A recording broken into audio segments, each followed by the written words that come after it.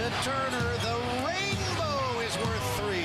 Jonathan Taylor having a monster game. Joseph Newgarden takes him down to the white line. They battle for the lead at 3. Richardson on a design run. Touchdown! I-N-D-Y. This is the Fan Morning Show with KB, JB, and Jeff. Good morning. Happy Friday. You've all made it. Good morning, James. Good morning, Kevin. Mark, how you doing today?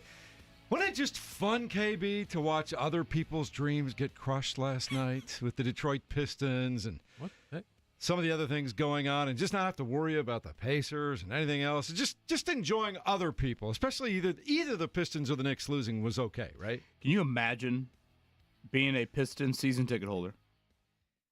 You have obviously had a year that you did not think was coming at all, and you watch those 3 home losses. Tough. Last night might have been the third most excruciating of the 3, and it was absolutely brutal last night. Quite the move, quite the shot by Jalen Brunson, and we are set in the East. The top 4 seeds do indeed advance. So, of course, Cavs, Pacers coming up on Sunday, and then Celtics, Knicks on Monday. What a scene last night in Detroit, and what a moment for Jalen Brunson. Yeah, he gets the game winner with just a couple of seconds left. It was a 3. They had been down most of the second half, and certainly in the fourth quarter, right until the last couple of minutes, they finally got it together.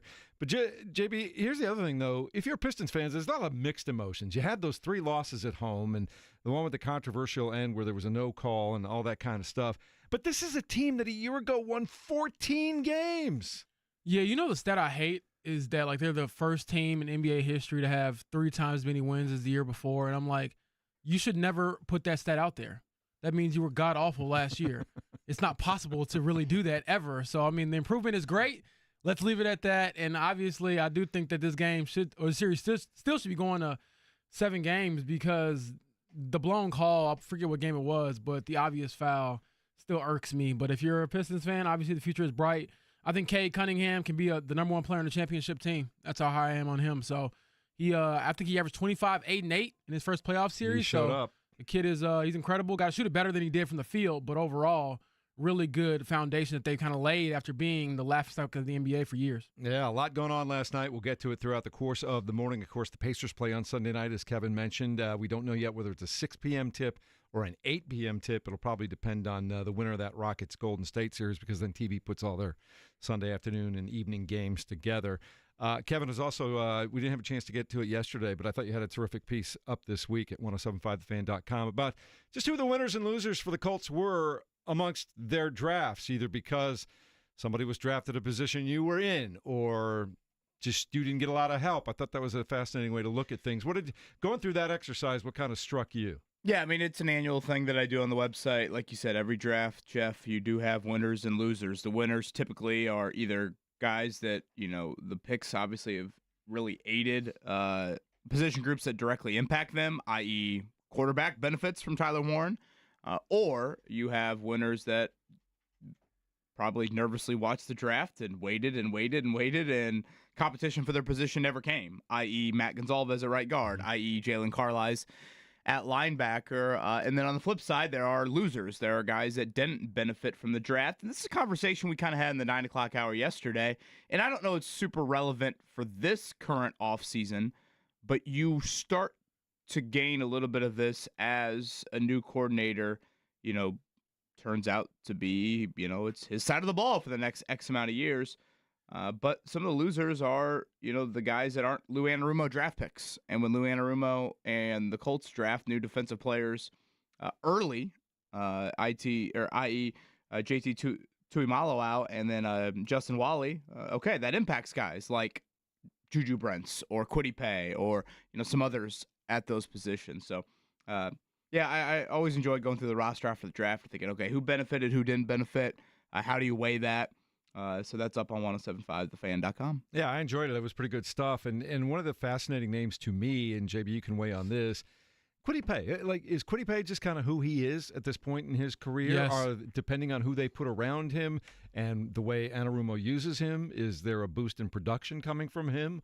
Or is Kwity Paye, this is the player that he is? Yes. He is who he is. To me, I mean, it's hard for me to see a guy making a big jump. What is this, year 5 for Kwity coming up? Or I believe it is, because they picked up his 5th-year option for this season. So 5 years in, I think you are who you are at that point. You don't see a lot of players get a lot better at that point in their career. Now, could you tinker with some things, get Lou Anarumo to, bend the game a little bit and help him out? Sure, but I think overall that's why you go get a JT Mullowow, because you want him to help kind of, offset some of the pressure that Kwity might get, and obviously replenish as well what you lost with Dayo Dangbo. So, no, Jeff, I don't think that he's going to change necessarily. But also, I don't say that as a slight. Like, Quiddy's been a fine player. I would say a pretty average starter, or maybe a slightly above average starter.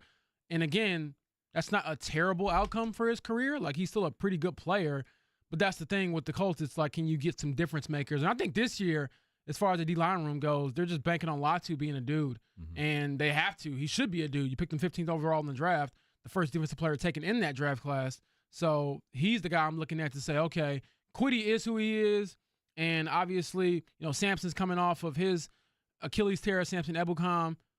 Latu, you're the guy. Are you going to step up this year? Kevin, what do you think of Kwity Paye? And really the defensive line as a whole with Lou Anarumo, how much upgrade can we expect just from scheme change and the way they're deployed? Yeah, I mean, obviously it's a huge year. It's a contract year for him. They picked up that 5th-year rookie option. This is the 5th year of that. I'm not holding my breath for a substantial jump. Now, to be fair to that position, there are some guys that, it takes a little bit of time for them to, have a huge rise. I mean, one of the poster childs of that would probably be Jerry Hughes. Now, again, Jerry Hughes left here to really make that big jump as a player. Again, I'm not holding my breath for it. That's probably a Chris Ballard type of answer. And, as James pointed out, what will the scheme change do for him? Does it benefit him? You can look at it two different ways. You can look at it and say, well, he's not an Anarumo draft pick. Because I actually think Tuimoloau has a little bit of pay in him, like a little bit more of a power rusher and then speed. But I would say Tuimoloau, which is kind of weird to say because he was taking 20 picks after Paye. I actually thought he was a better college football player. I thought Paye was the better athlete, and that's why he went round 1. So, some would say, oh, well, he's going to be in a new scheme, and that could really all of a sudden make his game ascend. But, again, anytime you draft a player that high at that position and you're in a contract year, I wasn't born yesterday. I can add 2 + 2 here. It certainly brings some question marks. Yeah, and we're into the secondary part of free agency, whether it's sometime this spring or when guys start to be cast off at the beginning of the regular season. But are there any real impact moves left to be made and what's available out there? You got some off the top of your head, Jeff? I got to think of some impact moves. I mean, the kicker competition, Maddox, how do you say his last name? Is it Trujillo? Trudillo? Automatics. That's what we call him. That's what Mark and I call him, right, Mark? I mean, he's automatics. Well, why do we go? He's 70-something%. That's not automatic to me. That might be. Do we call him semi-automatics? It's automatic summer school usually. Oh my God! So that might be an impact signing seriously as far as the undrafted guys goes, but I'm not sure. I mean, again, I'd have to go back and look, but maybe you go out and get a veteran, guard, or you go out and get a veteran linebacker. I do think that one guy to keep an eye on is I'm saying his name. Is it Jermaine Pratt? Yeah, from Cincy, the linebacker. linebacker. I believe he's in a contract year or something like that. They could save a lot of money. I do know this by cutting him, and if you do cut him, would his first destination be the Colts because of his relationship with Lou Anarumo? So maybe that is, a sneaky option out there, someone to sort of supplement your linebacker room because you haven't really added there this offseason. But again, I kind of want to wait and see, as we get to the later months, what could happen. Because we've seen them sign guys, later in camp too. I mean, Stephon Gilmore a few years ago was really late, I want to say. Obviously, he's a very talented player. He probably want to go through a lot of camp, and deservedly so. So we'll see. Now that the NFL draft kind of settled, like the dust has settled, is the Trey Hendrickson trade market going to pick up again? I mean, Cincinnati did draft an edge rusher in round 1, but I don't know. It seems like there's certainly a lot of talk that fences need to be amended, but you don't really hear much from that. So I don't know. I would probably guess that Hendrickson's back with the Bengals. Certainly will hit a lot on game 1. James Boyd, I know we'll get a little bit more into it, but it's fair to say you're not overly optimistic on the Pacers in this matchup. No, I'm really not. We'll get into it. Yeah. I'm sure that goes over well with the airwaves, but I told you No, all I mean, my to prediction. be fair, Vegas isn't overly optimistic. I mean, Vegas has it right. I mean, again, it's an 8-point underdog in game one. That, to me, is a little bit of a higher number than I thought. And right now, Vegas would kind of pin it right at a 5 or 6 game series with Cleveland advancing in that. But they do have an injury to keep an eye on that I think certainly could impact some things. So seemingly the Pacers could be getting another great injury break. We'll see how it plays out here coming up on Sunday. We're going to flesh all that out as the show moves along today. Another major announcement for the station coming up at the top of the hour at 8 o'clock. I'm looking forward to that. Greg Rakestraw is going to stop by later on today. Mark, I know there's somebody else that's just off the tip of my tongue. I can't remember. Chris Denari. Chris Denari, who's And we got one of my Derby favorite talk, people right? of all time. Derby talk. Yeah, have you been studying up on the ponies, Mark? Flying Mohawk? Is that one that we went over? And then there's journalism. I know that one. That was journalism mine. is Take him. Yeah, I think he's the lead. I already told you how I feel about that. Horse Nah. love, great integrity. Mm-hmm. Yeah. So I don't know. Fake news at the quarter pole. Uh-huh. Yeah. So I don't know. But we have a Derby expert coming on here in the 7 o'clock hour because I always think it's fun. I don't Nice. want to speak for everybody, but I always enjoy. All right, yeah. If I got $10-20 to throw on the Derby, how would you bet it? So Yeah, most people are dipping their toes in the horse racing world. Exactly. So Yeah. Let's keep us up to speed. And is the villain back? And I'm not talking about John Haliburton. Bob Baffert? Is Baffert back? We need Baffert he's in horse around. racing. He's around. Like we need Belichick. We need Baffert back. Is he back? He needs to get a younger girlfriend and get a lot more headlines. Well, That's what he needs to do. Yeah, Looks I like Ashley Schaefer from Eastbound and Down every time I see him. Just Will Ferrell's character from Eastbound and Down. That's who Bob Baffert looks spot like. on. Absolutely spot There you on. go. Maybe I'll get a text from my buddy Jim up at the Sunrise Cafe, he knows more about ponies and horses than anybody I know. Maybe he's got something going on for us today. A lot to get to. It's some early morning thoughts for you on a Friday. We'll give you all the rundown of everything that happened up last night. And as we said, we'll talk Derby. We'll talk the Pacers, Chris Denari, Greg Rakestraw, and a major announcement coming up at 8 o'clock. Stay with us on 93.5 and 107.5 The Fan.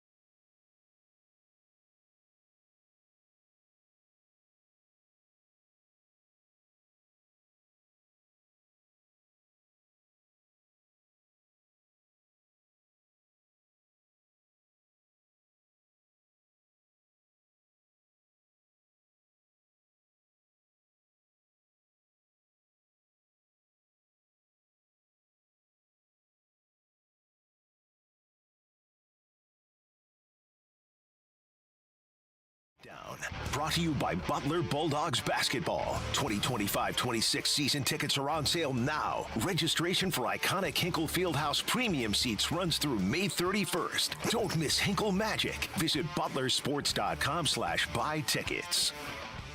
Another well-earned night off for the Indiana Pacers last night as they await Game 1 of their second-round Eastern Conference Series with the Cleveland Cavaliers. It'll come your way Sunday evening, either at 6 p.m. or at 8 p.m., depending on the outcome of the Rockets and Warriors game on Friday night. If the Warriors close it out and advance, that means the Pacers would tip off at 6 o'clock. If the Rockets win, then another game would force an 8 p.m. tip-off for the Pacers. Which one do you prefer, parents? Kevin and I are in agreement that 8 o'clock would be the ideal tip. So just to clarify, if the Warriors win tonight, Pacers are at 8. If the Warriors lose tonight, Pacers are at 6. Is that right? No, if the Warriors, No, if the Wait, Warriors, isn't it backwards? No, it's backwards. Other If way the around. Warriors win and close out, their next game would be played late on Sunday night, which would make the Pacers a 6 p.m. start. You want the Rockets to win? The Rockets Got win, it. So then you get your 8 Game p.m. 7 start. would not be at 8 o'clock. Interesting. I would think the NBA would want that at the 8 o'clock time. Isn't that more the prime time slot? That's just what they're saying right now. Now, you know TV networks. They could change it all tomorrow. Got it. But that's how I understand it, Mark. You saw the same thing this morning. You sent me something there, too. Yeah, Scotty sent it to me. Sent it to all of us, so yeah. There you go.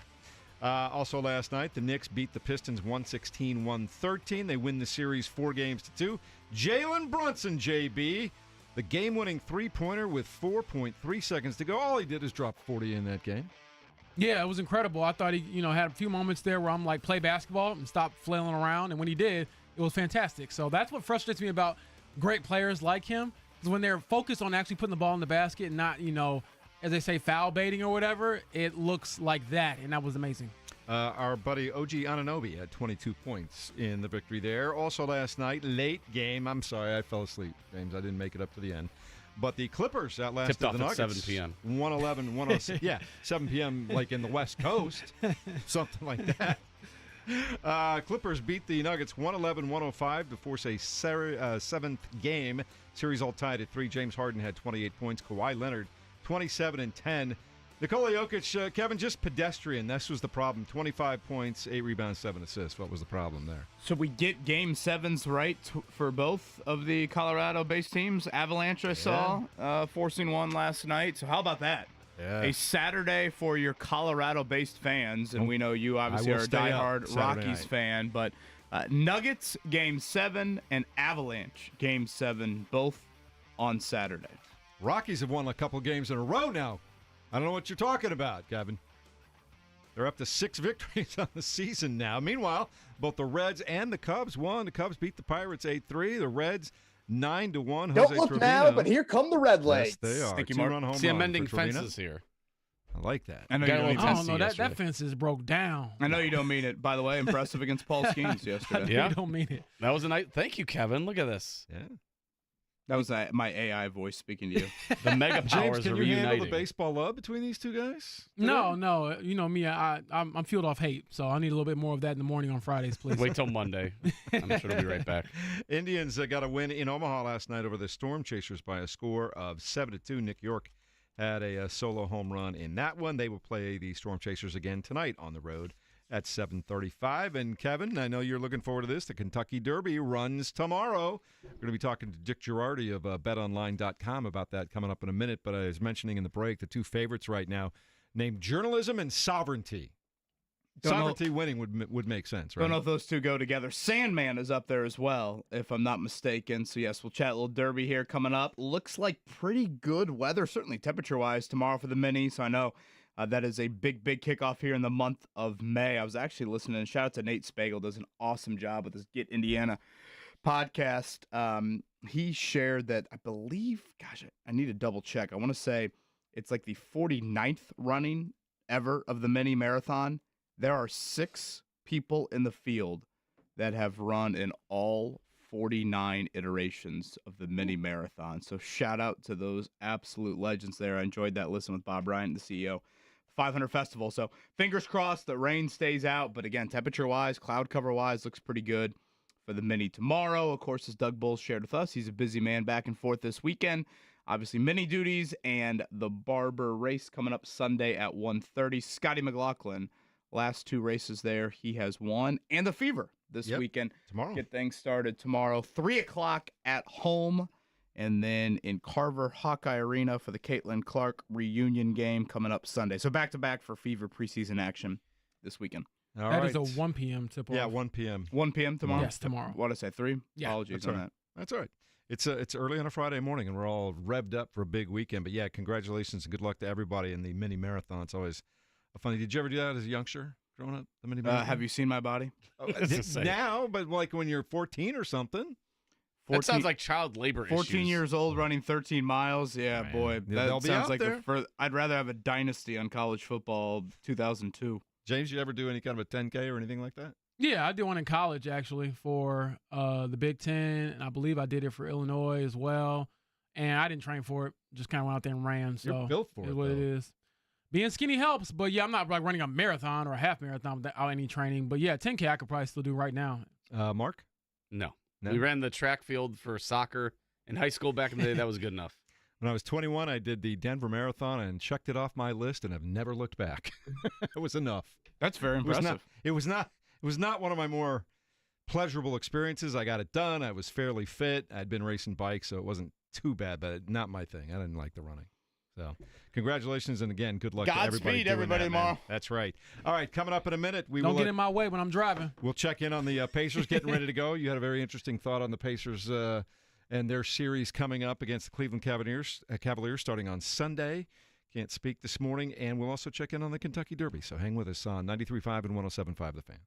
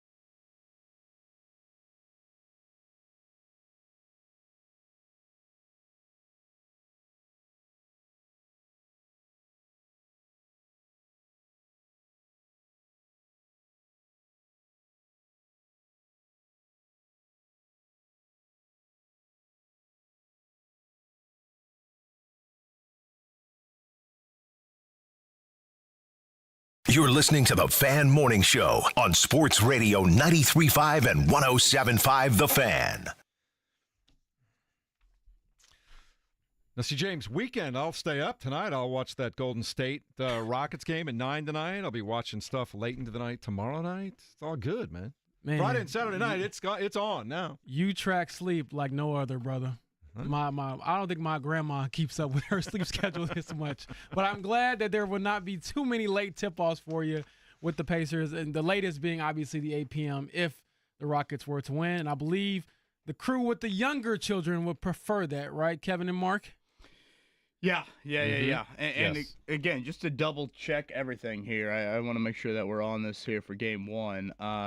If there's no game 7, then the Pacers are at 8 o'clock, correct? Yeah, here's the word for word from Scott Johnston. Tonight's Rockets-Warriors game determines the Pacers-Cavs start time Sunday. If Houston forces game 7, Pacers play at 6. If Golden State ends the series tonight, Pacers play at 8. Yeah, so I think we've said both things. So just to reiterate to everybody out there planning for game 1 purposes, and it's on the road, but if you're planning your Sunday, if you want the earlier start time, then you want the game 7, which means you want the Rockets to beat the Warriors tonight on the road. That would be, if you want the 8 o'clock start time, you want the Warriors to take care of business at home. So, yes, Mark and I, we are Warriors fans tonight. And all these games should be readily available on TV once. No more local. Yes. Chris Denari will join us at 9 o'clock. We'll put a bow tie on things with him. But, yes, once we get into the Eastern Conference semifinals, Western Conference semifinals, everything, I think, for the most part, is TNT, ESPN, ABC, etc. I can't even imagine having more fun than watching that game the other night and the comeback with Chris Denari on the call and Quinn. That also made it fun, JB. I enjoyed that. Yeah, absolutely. It was a good time. You were talking about something a minute ago that was interesting to me when it came to there will be no pre-series slander against Tyrese Haliburton coming out of Donovan Mitchell's mouth, correct? With the Cleveland Cavaliers? No, not at all. I believe I sent Mark a clip that I saw from practice, and if you got it queued up, Mark, here is Donovan Mitchell on Tyrese Haliburton, who he respects. A bunch of players voted Tyrese the most overrated player in the league. What are they missing? I didn't vote, so I mean, I don't. I mean, like you look, he's there. Look at them. They made the conference finals. He's a talented player. Since the All-Star break, he's been averaging like 20 and 12. Like, before the break, I don't think anybody would have thought they'd be in this position. So you look at when he's back at full strength. Look what he's the head of the snake. There's a lot of, like I said, a lot of respect for him and what he brings over there. And at the end of the day, I mean, people want to say that, they want to say that, but we don't look at it that way. We understand how important he is to that group, and he's a threat, and we got to make sure we try to find ways to neutralize one of the biggest threats on their team. So there you go. Pretty level-headed right there going into a series. Yeah, I mean, I thought I got a kick out of him saying, well, I didn't vote. Don't point the finger at me. How many people did you say voted in that whole thing? I believe it was 90 players who voted for the most overrated player in the league, and about 14 came out and said it was Tyrese, which was number 1. So, yeah, I get why you'd be upset at the headline, and obviously we're not blameless here being an employee at The Athletic. However, it is 14 players who said this, not 40, not 50. So, certainly, if you're a Pacers fan, you're like, hey, Tyrese taking and use it as fuel, and it looked like he used it as fuel. And certainly, even if he didn't, he got the last laugh in the last series with the overrate that tweet at the end of it.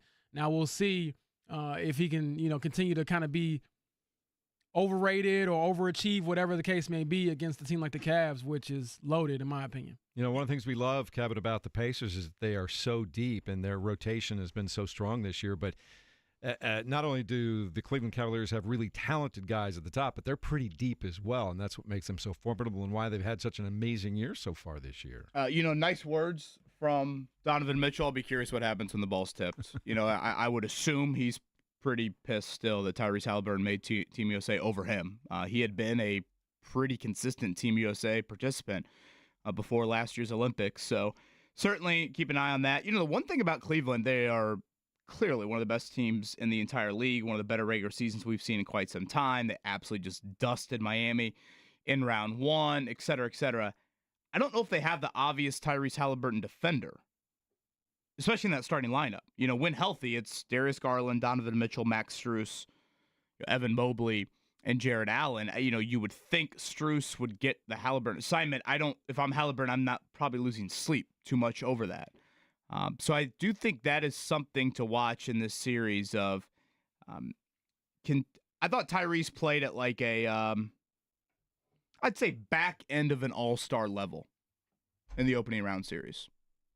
I think he was a upper echelon player, but I know there's another gear there, particularly shooting the basketball. He did not shoot it great at all in the opening round series. So I think for the Pacers to pull off the upset in the series, you need $200 million Tyrese Haliburton, and you need that consistently throughout the series. So that is certainly something I'm going to be keeping an eye on. There's a lot that's happened to him on and off the floor here over the last 72 hours.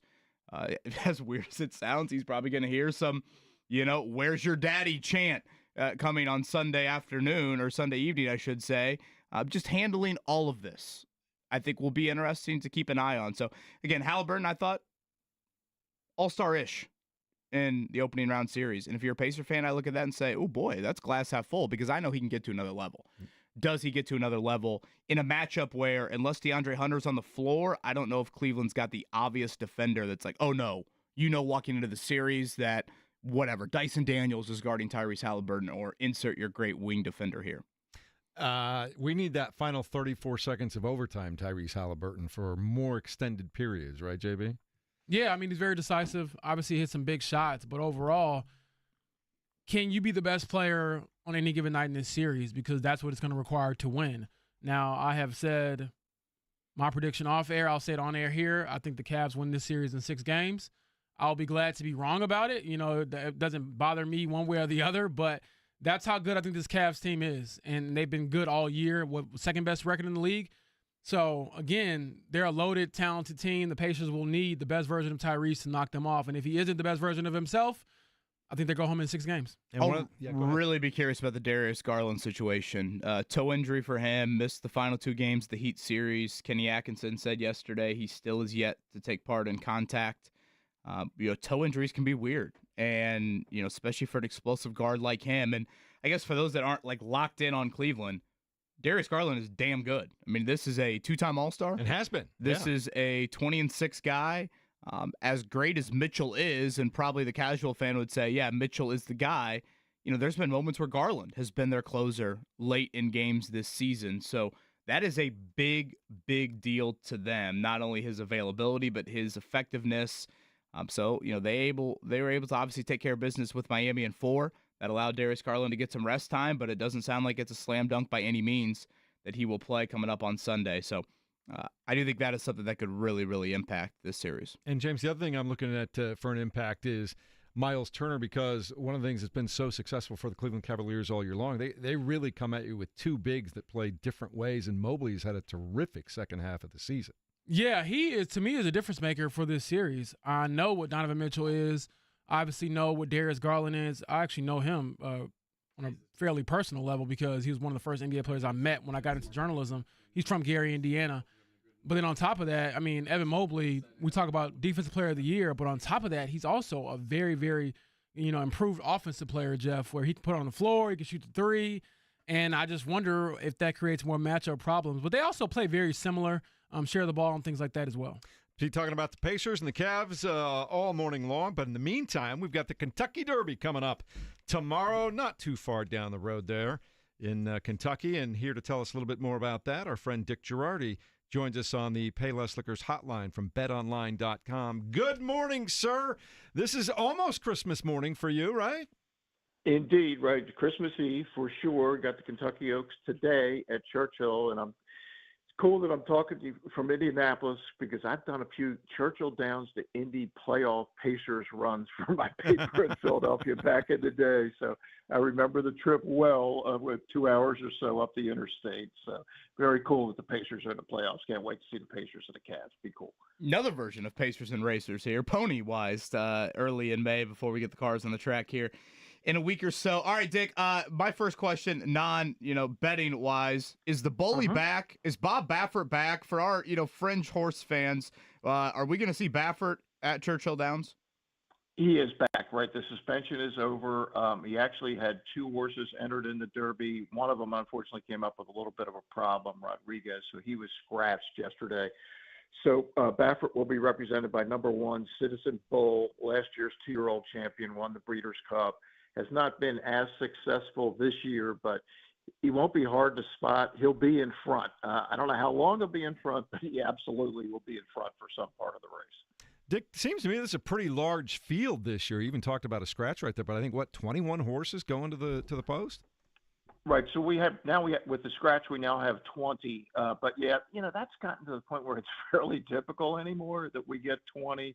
Now there's a possibility, obviously, between now and tomorrow at 7 p.m. that we could get a couple more scratches to be determined. But yeah, it's going to be a full starting gate. And this has been about 5 years now where they built a starting gate that can actually house 20 horses. Remember back in the day, They used to have 2 gates, but now they have one gigantic gate. So yes, it will be as Tom Durkin, the former caller of the Derby, called it, the cavalry charge will be happening through the stretch the first time. Dick, James Boyd here. I'm a journalism major from college. Does journalism have a chance here? James, I am also a journalism major from college. He spent 33 years at the Philadelphia Daily News. Not only does he have a chance, doesn't he have to win just for people like us? I mean, seriously. I feel like it because I'm like, man, with the state of journalism right now, I don't know if we're like on our last legs or are we going to lose this thing? What's going on here? Yeah, I think maybe this horse is the beginning of the resurrection of journalism. The newspapers are back. That's what we're looking for here. But no, seriously, this is a really talented horse. He is the favorite. He should be the favorite. He is my selection. In fact, I'm going to give you a prop bet, guys, at betonline.ag. That's very cool. So I like journalism so much. I think he's going to win by a bunch, like 3, 4, 5 lengths. One of the prop bets is just whatever horse wins, over under margin of victory, a length and a half. I'm saying over a length and a half. And the good news is, even if journalism doesn't win, but some other horse wins by a length and a half, you still cash that prop bet. So that's one of the many cool prop bets that you can get at BetOnline. Ooh, I like that. Do we have any budding rivalries? We've seen some spectacular rivalries between horses over the years. Anything brewing here? So what's changed in the sport that was not around, say, like Affirmed Alley Dar back in the day when you had these great rivalries, is that there's so many different paths to get to the Derby. You could go through Arkansas, you could go through Florida, New York, California, Kentucky. So a lot of these horses don't really meet up that much until the Derby. So, and then let's say a couple horses run close and then they come back in the previous. That's when the rivalries will start. But yeah, back in the day, they used to run against each other all the time. Like Affirmed and Alydar, who people, long memories. They were the great rivals that ran 1, 2 in each of the Triple Crown races in 1978. They ran against each other before the Triple Crown and after. But yeah, that just doesn't happen that much anymore. Yeah, I remember, and I used to really get into the Derby for a while, but Sunday Silence and Easy Go are two horses. Like the horses know the other horses, and those two did not like each other. They were fighting and biting all the way down the stretch. Yeah, that's a great one. That's 1989.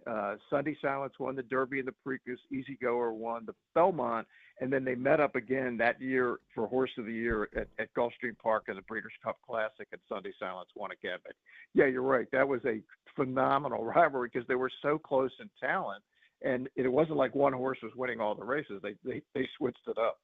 Oaks action today. Derby, of course, tomorrow. Post time pretty late. It feels like it gets later every year. 6:57 down there. 151st running of the Derby. And Dick Girardi getting us set here from Bet Online.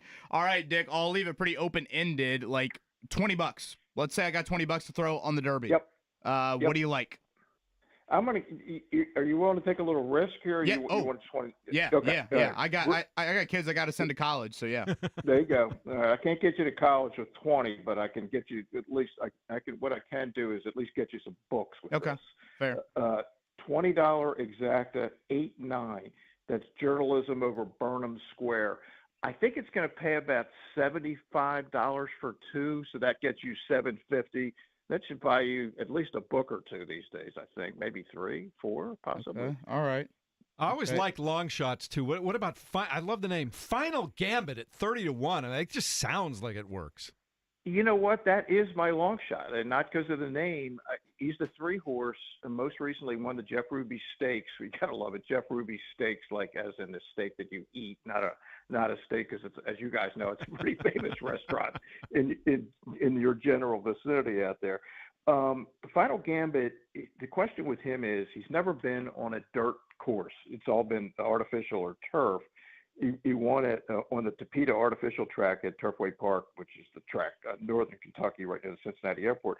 If he can come back to that race, if that race was real, yeah, then he's got a chance. And he's listed at 30-1. He could be 40. He could be anything. And he's trained by one of the best in the country in Brad Cox. So, yeah, and I think you could see him watch the horses nearer the rail early in the race. He's going to be pretty far back.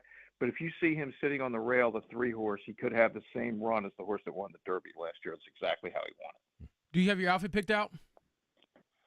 I'm not one of these outfit guys. I'm more just like when's the next race and how much money can I bet? I just watch all the other people. So he's like, as long as I get the money, then I can go shopping and get the outfit. So you got it. I got you. Yeah, that's exactly right. Man, this is so much fun. It's a fun day. It's fun to be a part of just watching it, and I've always enjoyed the race itself over the years. Anything else special about this race, particularly this year, 2025, that we should know about before we go?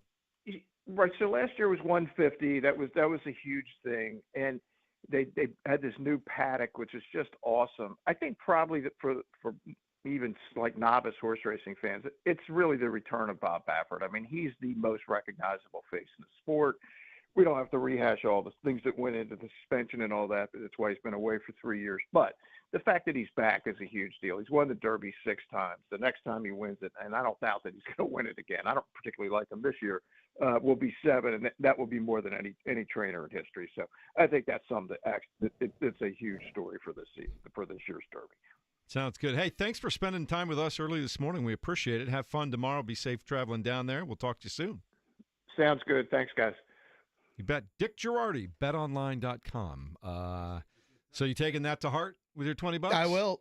I mean, I know nothing, so might as well follow the words of Mr. Girardi there. And exacta, again, journalism and what was it? Burnham Square. Burnham Square, 20 to win 75. Yeah, Gamut, a little bit of a long shot there. So appreciated the insight. We need to get a shirt with Kevin Bowen saying, I know nothing. Because that's me in class. That was me at home. And my mom was like, did you clean your room today? That's me now. My editor's like, where's this story? And I'm like, what do you mean, where's this story? I thought I turned it in. I know nothing. A horse that's got Mark Dykton's essence all over it. And you talked about this earlier, too. Got your essence all over it. I don't know what that means. Flying Mohawk. That one is intriguing just by name only. Like there's some, like we said, journalism's, that's a nerdy one. Like I want Flying Tomahawk. Can horses have mohawks? Flying Mohawk. Like, is there a mohawk like cut you can put on a horse? I mean, their hair, they kind of have the mane anyway. Yeah, right? Their facial structure. I'm getting too in the weeds now. I'm excited about Bob Baffert being back, though. He is like the villain of the sport, and you need villains. I mean, you're a heel guy, so I understand. That makes sense. Getting all swollen, with a light blue hue to them, fresh and juicy, ready for the pick. Ashley Schaefer, a.k.a. Bob Baffert. That is 1,000% spot on. Mike Tirico, I believe, going to have an interview with Bob Baffert pre-race as well. And what was it? There was a medicine or a supplement in the horse on race day that is only allowed to be in the horse during training. Is that correct? Yeah, the essence of it. Yeah. Okay. There were things in the horse's blood and urine that should not have been there. Got it. The essence. Really what it comes down. Got it. Yeah, you like that. Every time I hear essence, I think Emerald Lagasse. I mean, but Flying Mohawk, that's it, right? Yeah, for him? I mean, it does sound like a wrestler. My essence, the horse's essence, Essence Magazine, it's all good. I like that. So it's going to be a fantastic weekend. I mean, you got NBA playoff basketball tonight. You got it tomorrow. The Fever start their preseason tomorrow. Got a little bit of an announcement coming up in a few minutes about that, too. And then you got the Kentucky Derby Saturday night, more playoff. Stanley Cup action is flying, and the same thing on Sunday. Like this time of year is a great time of year, Kevin. I love it. Yeah, throwing the Fever, a preseason schedule getting underway. A couple games this weekend. Again, mini marathon. I know locally that's a big day for a lot of people out there. So May is alive and well, and we are guaranteed at least one Game 7. So Nuggets Clippers will provide that for us. We'll see if we can get another one here. Rockets Warriors potentially could be that as well. Yeah, and I'm okay if it's an 8 p.m. tip for the Pacers on Sunday night. That's not too late, James. I can deal with that. I would hope it's not too late. It's 8 p.m. If it's 9:30, it's a Pacers game. I'm good for that. Is the sun even set at 8 p.m. in Indiana? No one brings up nighttime more than That's Jeff. what I'm saying, man. Swear. He's a vampire. Do we have but I wake up every morning at 4 or 4:30 in the morning. It's just I've got to sleep in a little bit more, brother. That's just how it happens. I wish I could.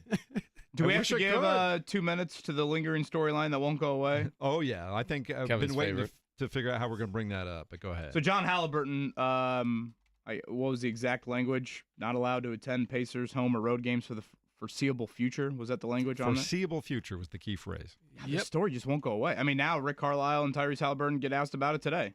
Will the Pacers get back to practice? Yeah, they have practice later today, so that certainly will be a question for sure. Yeah, I think they'll probably kind of repeat what they did the other day. Carlisle had a great perspective on that when we spoke to him. Here's what Shams Charania reported. The decision was made by the team's front office, and John Haliburton understood and accepted the decision. What else again? Do you think they were pissed at the media rounds John Haliburton made? Because yes, they announced this, a full almost 48 hours removed from when it happened. Mm-hmm. So, two things stood out to me, James. One, and obviously what he did is pretty unique, but, have they had any other, and I say issues, that's a little too much of a word, but, oftentimes when you see a punishment like this, there's a thought of, hey, was this a first offense? Right, or there's some other things that develop. And then, two, I am curious, his openness and willingness to make the media rounds, did that frustrate them as well? Because they have carried the storyline on. They could have just, done it right away. I mean, we're talking Wednesday, I don't know, lunchtime. Yeah. And then you at least sweep that under the news cycle rug for a little bit earlier in the week. But they did not do that. So I'm curious about that. I think you hit it on the head. I think once he started making the rounds in the media, it's just the one thing coaches and teams don't like anytime, especially in the postseason. James, you've seen this. They don't like distractions of any kind because they know they're going to be asked about that. And a distraction from someone who's not on the team. You can probably deal with some of this stuff. Sure. When you have a Draymond Green, you have a Dylan Brooks. It comes with the territory, but that guy's going to go out there and put his heart on the line for you. He ain't playing. Yeah, this is this is a scene from Hoosiers that was left on the cutting room floor. Here's the quote that he gave. That's what this is. I mean, it's hey, should Shooter run out there and confront the opposing team's best? I mean, that's kind of what this is. So, at the NBA instead level, of my team is on the floor, it's my dad is on the floor. Literally, Milan That'll be the fifth guy. Milan versus Shaw Memorial, and here he is confronting the other, Shaw Memorial's best player here. So, yeah. Here's the quote that he gave Scott Agnes in FieldhouseFiles.com, and subscribe to Scott Agnes, always a regular guest on the show. John Haliburton says this: all you got to do is watch the real video, and you'll see that it wasn't what they thought it was. Yeah, you saw me standing there looking at Giannis. Yeah, you did, but I wasn't trying to intimidate him. I don't intimidate nobody. I'm humble. I don't believe in that. It was just one of those moments. Of course you don't intimidate Giannis Antetokounmpo. He's Giannis. He's 6'11". He's just wondering, who is this guy in front of me who has no right to be here? That is the problem. So we can, as my sister would say, we can dead this topic and end this topic after this. But my final thought on it is be glad that your son is Tyrese Haliburton and you didn't get arrested, and just learn from it. I don't think he should be banned forever like Ryan Clark said on ESPN. It's not that bad to me, but you make a mistake like that, one, don't do it again. Two, don't make media rounds trying to bend it and say, watch the real video. We have the real video. You are still dead wrong. I think somebody needs to kind of tell him, you do realize we saw it in HD. There is no other video to look at. You were in the wrong. There is no other way around this. And it's annoying because, again, we're going to go to practice and Tyrese is going to get asked, hey, your dad can come to the game. Who wants to hear that? I mean, going into a playoff game and people are like, well, don't ask him. It is necessary. It's a question. It's fodder at this point. So I'm getting annoyed thinking about it. And, back to the game. I'm excited for game one. Should be fun. Like I said, I have Cavs in 6. So if anyone wants to yell at me at Pacers practice, feel free. We'll talk about that more than this nonsense. And we'll get some thoughts on the weekend ahead from our good buddy Greg Rakestraw coming up in a moment. And a big announcement for us here at The Fan next on 93.5 and 107.5. The Fan.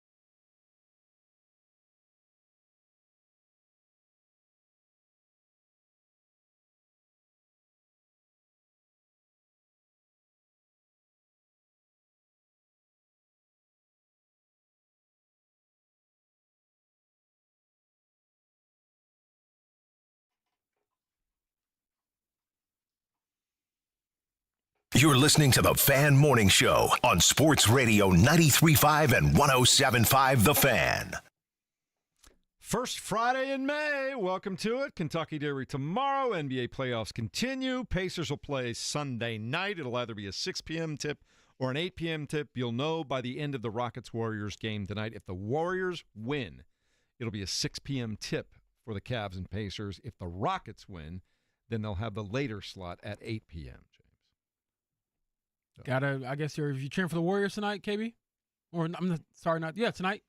I feel like we have done this now 3 times. No, actually, it's backwards, right? Right, I Jeff, don't know. are Whatever. you sure on that? I thought it was the This is the Scotty. Scott sent this.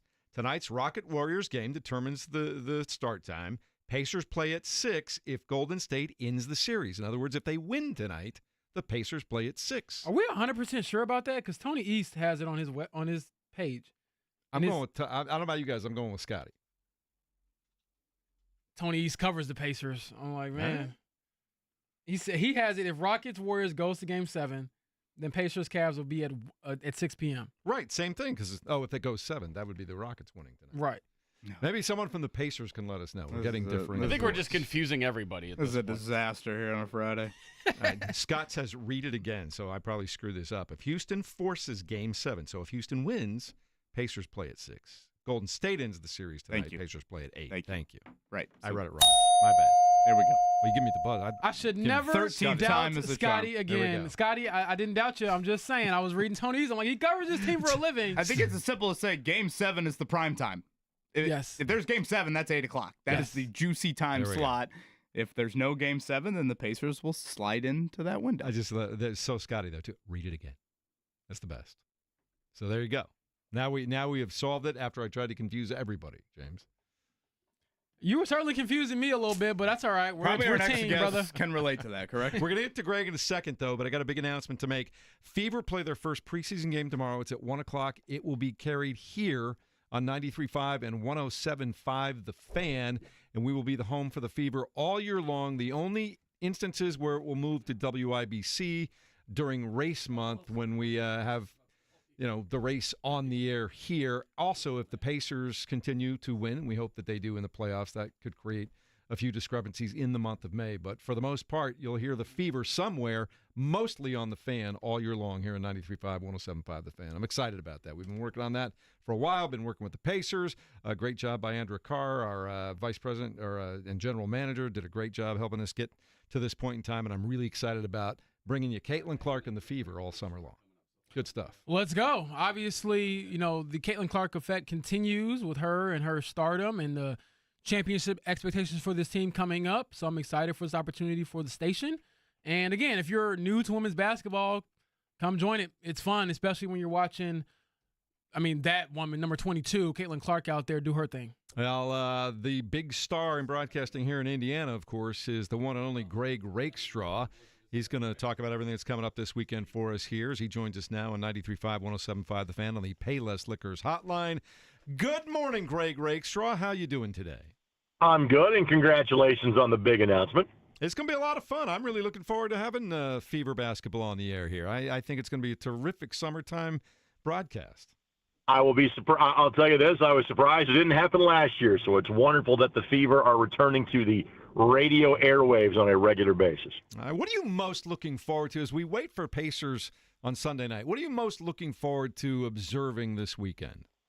Some downtime. I won't give any of the rest of the month. I've got some college baseball this afternoon. I've got Indy 11 tomorrow night. I've got a Sunday off, and I think my next day off is the Sunday before Father's Day weekend. Now, again, I'm not exactly digging ditches for a living here, but believe it or not, I actually do like spending time with my family from time to time, and I get a little bit of that this weekend. So this is the chance for all of us collectively in sports to catch our breath, because May is a wonderful month, but May is also a wonderfully busy month too. Rake, are you the voice of Trackside? Did I hear that last night? I am the there's this theory in sports car racing, like these distance races, like the 6, 12, or 24-hour races, that they have like 2 or 3 different drivers. I am the gentleman driver. I will handle like about 4 or 5 shows just because Kevin Lee's schedule, if I'm going to, usually like Jaguar and racing and stuff like that, it's rather insane in the month of May as well. So I will pinch hit from time to time. So yes, I made my trackside debut in year 18 of the show. Let's go. Last night on the pick. Tremendous listen. Kurt Cavan alongside, of course, Greg Rakestraw last night trackside. You can find that podcast, 107.5 The Fan. I kind of got an odd Colts one to throw your way, Rake. I was thinking about this. We're still, 3 or 4 weeks away from, Daniel Jones, Anthony Richardson, 11-on-11 sessions getting on the field. But weirdly, does the guy that lose this competition become the favorite player for Colts fans when the season starts? Like, would you rather, and this sounds insane, tell me I'm an idiot, would you rather lose it knowing full well that the starter will probably barf it up at some point? I would say it all depends on how the guy that wins the competition does the opening few weeks of the season. Then, yes, the other guy becomes the most popular guy on the team. The backup quarterback is always the most popular guy on the team. But I would imagine both of these guys knowing the fork in the road that their careers have gotten to will be a situation of, hey, they want to win this darn thing and be the guy come opening day. Rake, I'll go here. Braylon Mullins, Mr. Basketball. I don't think we've had a chance to talk to you about that. Your thoughts on him winning it and also just the career he kind of left behind. I know he didn't get the sectional championship, and that's heartbreaking, but for my money, one of the best players I've ever seen in the state. I mean, I think he's a future NBA talent. I thought it was a no-brainer that he was going to be Mr. Basketball. Again, if Jalen Harrelson spends all 4 years in high school, maybe we're having a different conversation because I think he's that level of talent too. I think Braylon would be just a tick above Trent Sisley, who's going to go to IU and do some very good things. But I thought Braylon was a more complete and all-around player. Again, we're splitting hairs because those are all 3 really good kids. Trey Singleton, who had kind of exploded over the last year and a half of his high school career, recruiting-wise, too, heading to Northwestern. He was the runner-up and led his team to a state championship. But I thought that Braylon Mullins was the no-doubt slam-dunk winner of Mr. Basketball. And again, his combination of shooting, athleticism, and basketball IQ means I think that he is getting a significant paycheck from an NBA team at some point in time, and down the road. While we're talking about high school basketball, it just felt like this year, maybe not the all-time greatest talent, but in terms of teams, there were just a lot of really deep teams this year. And I know we've seen that before in Indiana, but what were your thoughts just on just the quality and level of play throughout the entire state this year, Greg? Well, I mean, again, it's a year where the senior class on the boys' side was really good, especially at the top. It's a year where Fishers was an all-time level team that got beat, that got knocked off by the team that, probably was the best suited to compete with them and did absolutely that in the state championship game in Jeffersonville. It was a year where there were a lot of good teams at the top. Nobody seemingly was in striking distance of Fishers, but the one team that a lot of folks thought had a chance to get him, got him in the end. And that will be kind of the closing story of the Indiana high school boys basketball season. He's a legend. That is Greg Rakestraw, of course, joins us pretty much every Friday at 8 o'clock here from ISC Sports. Rake, I feel like Tom Amansky. Did I see we've got some pairing shows back to back coming up on Sunday here? I guess I was unfamiliar with, boys volleyball, I feel like is a new IHSAA sport. But do we do spring pairing shows as well for softball and baseball? We do spring pairing shows. Now, those don't air on the radio station. However, I'm not trying to trumpet, or trump you guys with an announcement, but I can actually kind of share something too. Baseball has actually been the state championship, has been on the radio network for the last handful of years.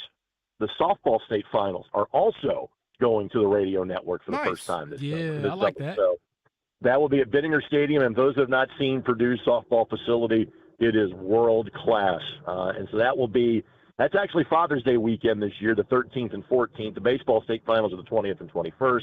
But yes, on Sunday night there will be a triple header of IHSAA pairing shows. Don't treat this as the gospel in terms of order. I'm just spitting them off the top of my head. Boys volleyball, softball, and baseball are the 3 pairing shows that will hit the The webs at IHSAATV.org starting at 6 o'clock on Sunday night. I know Zaire Franklin has been a part of this. I know the Irsay daughters certainly have kind of led a charge in this, and the Colts as an organization as a whole really pushing for girls flag football at the high school level. I believe I saw the goal is to get to 100 schools to have a girls flag football team. Is that the baseline across all sports, Rake, IHSAA-wise? Like, mentioned boys volleyball earlier becoming an IHSAA sport. If you have 100 schools statewide, then you can become an IHSAA sport. Is that like the baseline?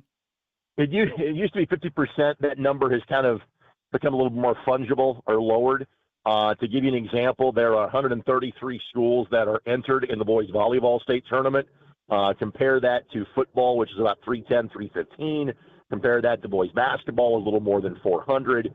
And the number of IHSAA member institutions is just over 400, so to give you kind of a frame of reference. But, yes, that is the target they have set in terms of getting the official IHSAA status. Obviously, this is a part of a nationwide and league-wide impetus to get girls flag football, as a high school sport all around the country. I think the number of schools that play it here is around 60. And so, obviously, that is a big push this spring, and it will be again in the fall to have more schools playing this sport. Greg Rakestraw, will hear his voice all month long out from the Speedway. Looking forward to that. I know we were going to have you for quals. We're going to have you for a Grand Prix post-race. We're going to have you for post-race at the Indy 500. And, of course, people can still hear your dulcet tones over the loudspeakers over there at IMS. So it's going to be a busy month for you, man. Get some rest this weekend. It is. May and November are now my busiest months of the year, and I would not have it any other way. You guys have a wonderful weekend. Thank you, Rick. We wouldn't have it any other way than have Greg on all the time either. I'm pretty sure if I get there, when I walk into heaven, Rake's voice will, welcome me. That's what I think, seriously. Yeah, Calabro and Rakestraw and Bestwick. I'm trying to think of the other PA voices you hear. But, yeah, there was one moment I'll never forget a couple of years ago. All of a sudden I'm walking who knows where at IMS, and I'm like, wait a minute, is that God? Just Greg Rakestraw. Just Greg Rakestraw. I think Dave Calabro, he's retired from TV, but I think he's still going to do some stuff out at the track, Correct. Right? Yeah. Correct. I believe that is, I remember we had Dave on when he retired. So the West Side Wayne Township boy, you cannot take him out of 16th and Georgetown just yet. So I can't wait for that as well. Another great voice, Dave's brother, Kevin. You ever hear him call basketball games? Who is this? I'm sorry? Kevin Calabro, Dave Calabro. Yeah, he told me about that. Kevin's terrific, too. Trailblazers, right? Trailblazers, I got to know him a little bit when I was working out of college. One of my first jobs was up in Washington State, and he was the voice of the Seattle Supersonics with Sean Kemp and Gary Payton, and he made it fun. It was a lot of fun. So that Calabro is really talented guys. James, do you think the Darius Garland injury matters a lot, a little? Again, toe injury for the Cleveland point guard, missed the final 2 games of the Heat series. I do think it matters. I do want to hear from the Cavs, what's the latest on it. I'm no sure they're going to contact is what Kenny Atkinson said yesterday yet for Garland in practice. So, yeah, so that certainly toes can be weird. Yeah, and we make fun of it, as fans, oh, your toe is messed up. But if your big toe really is messed up, I don't know if y'all have ever had that happen. I've had, one where I got it messed up playing basketball, and it took 2 months for it to get right. And then if it ain't right, you can't really move or cut or bend and do the things you need to do. So the good thing about it for the Cavs in this case, that they're a very deep team, similar to the Pacers. And if you're the Pacers, you're like, look, we can only play who's in front of us. No sympathy there for sure. Had a wide receiver describe turf toe to me one time as every time you move, it's like a thumbtack digging into your toe. Yeah, I mean, it's painful stuff. But again, if you are going to play through it at any point in the season, this will be the year. So we'll see how he feels if the next few days kind of helps him get right. But Sunday night, they're out there with or without him. You think with a couple of days rest, any lingering issues for the Pacers health-wise, anything like that? No, I mean, Mathurin and Neesmith both played in the clinching game. I don't think health-wise. I think did Pascal look tired to you? I feel like the last couple of games he's kind of gassed a little bit. That is a good point. Yeah, he definitely tapered off big time in the series. Was great early in the series, tapered off. And, certainly when you bring up him, James, in this series, the Evan Mobley discussion, comes up. And for those, again, that aren't locked in on the Cavs, Evan Mobley is your defensive player of the year in the NBA. And how do they choose to guard the Pacers, I think, is fascinating. Jared Allen is a tremendous rim protector, rebounder. Does he chase Miles Turner around? That takes him away from the basket. We've seen teams at times guard Turner with smaller dudes, knowing he'll want to get away from the basket and then try to leave their rim protector closer to the rim. Well, who do you do that with? Siakam still plays a game at 15, 18 feet. And Nesmith is such a good shooter that you can't put, a big on him. So, again, how Cleveland deploys Evan Mobley, I think, is a huge storyline in the series. Does he get the Siakam matchup individually? Because they like to use Mobley in other ways. Cleveland is they are a very unique team in that, yes, their guards and Mitchell and Garland are very decorated and all-stars on their resume, et cetera, et cetera. But I think what makes them get to another gear is Allen and Mobley. That duo. Yep. And as much as they can guard you on the other end, and then also offensively, they're both gifted enough to not be liabilities. Brook Lopez all of a sudden became a liability. I don't think Allen and Mobley will be that. Of course, how do the Pacers attack them? I think will be a huge, huge storyline. Yeah. Evan is a much improved offensive player from last year to this year, so keep an eye on that. He's second overall pick, and mainly I think defense was the early calling card. Yeah. But now, to your point, James, offensively, he is super skilled. Yep. The other guy that I think is going to be really, really interesting for the Pacers, I think Mathurin needs to be that 15-point-a-night guy and be what he has been in the past, the best version of himself. I think is really important for this Pacers team because I do think he can create a little matchup problem here and there for the Cavs. He certainly could. We haven't really had the Ben Mathurin game. I believe his debut was pretty solid, actually. So maybe that was the early Ben Mathurin moment, but we haven't had one really since. And part of that is the depth. Do you lineups and things like that? Do you play a guy like Jarris Walker more because he gives you size and he's been shooting it pretty well? Do you go to Benedict Mathurin for more of a scoring punch? I mean, TJ McConnell's been good too. So the underlying storyline that we can't really get into until after the season is all right, math-wise, who stays? Who goes? Because that's what you're kind of dealing with is, you would love to go 10 guys deep every single game, but it's just not realistic. So it feels like every night there's going to be somebody that's a bit of that odd man out. Ben Shepherd's getting some minutes as well. So, but we'll see. I mean, Benedict Mathurin is certainly somebody who, I've said this before, he can take over a game. He can close the game for you. It's just, the other moments throughout the game, do you need him out there? All right, Sunday night is when Game 1 will be, either at 6 or 8. No, we'll do that in a second. I'll let Kevin explain it in a minute here. You can't put that on my plate.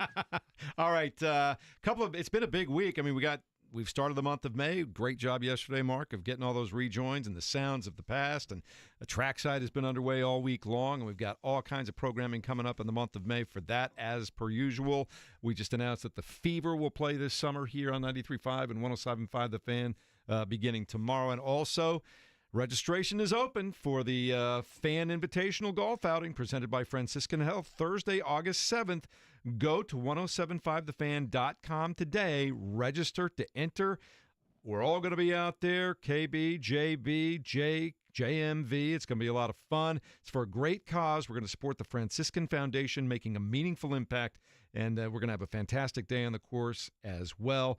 1075thefan.com. Go check it out. Thursday, August 7th. Shotgun start at 10 a.m. at the Legends Golf Club, which we've been to before. It's a lot of fun there. Other than that, let's check it down. The Morning Checkdown, brought to you by Butler Bulldogs Basketball. 2025-26 season tickets are on sale now. Registration for iconic Hinkle Fieldhouse premium seats runs through May 31st. Don't miss Hinkle Magic. Visit butlersports.com/buy tickets. Pacers waiting for Game 1 on Sunday night against the Cleveland Cavaliers. And last night, we saw the New York Knicks advance to the second round of the Eastern Conference playoffs. They beat the Pistons by a score of 116-113. Jalen Brunson, the game winner with just over 4 seconds to go, a three-pointer, part of his 40-point outburst. It'll be the Knicks and Celtics in that other series, JB. Yeah, it certainly will be an interesting one. I think I'll pick the Celtics in that series because obviously they're defending champs. But shout out to Jalen Brunson, man. That was an incredible performance last night. And that last move, you talk about an ankle breaker? Yeah. That was nasty. And you know what? Osar Thompson had some moments there late where he had gotten the best of Brunson. Yes. And for him to clear that space, that shot, boy, again, can you imagine being a Pistons fan and watching those 3 losses on your home floor?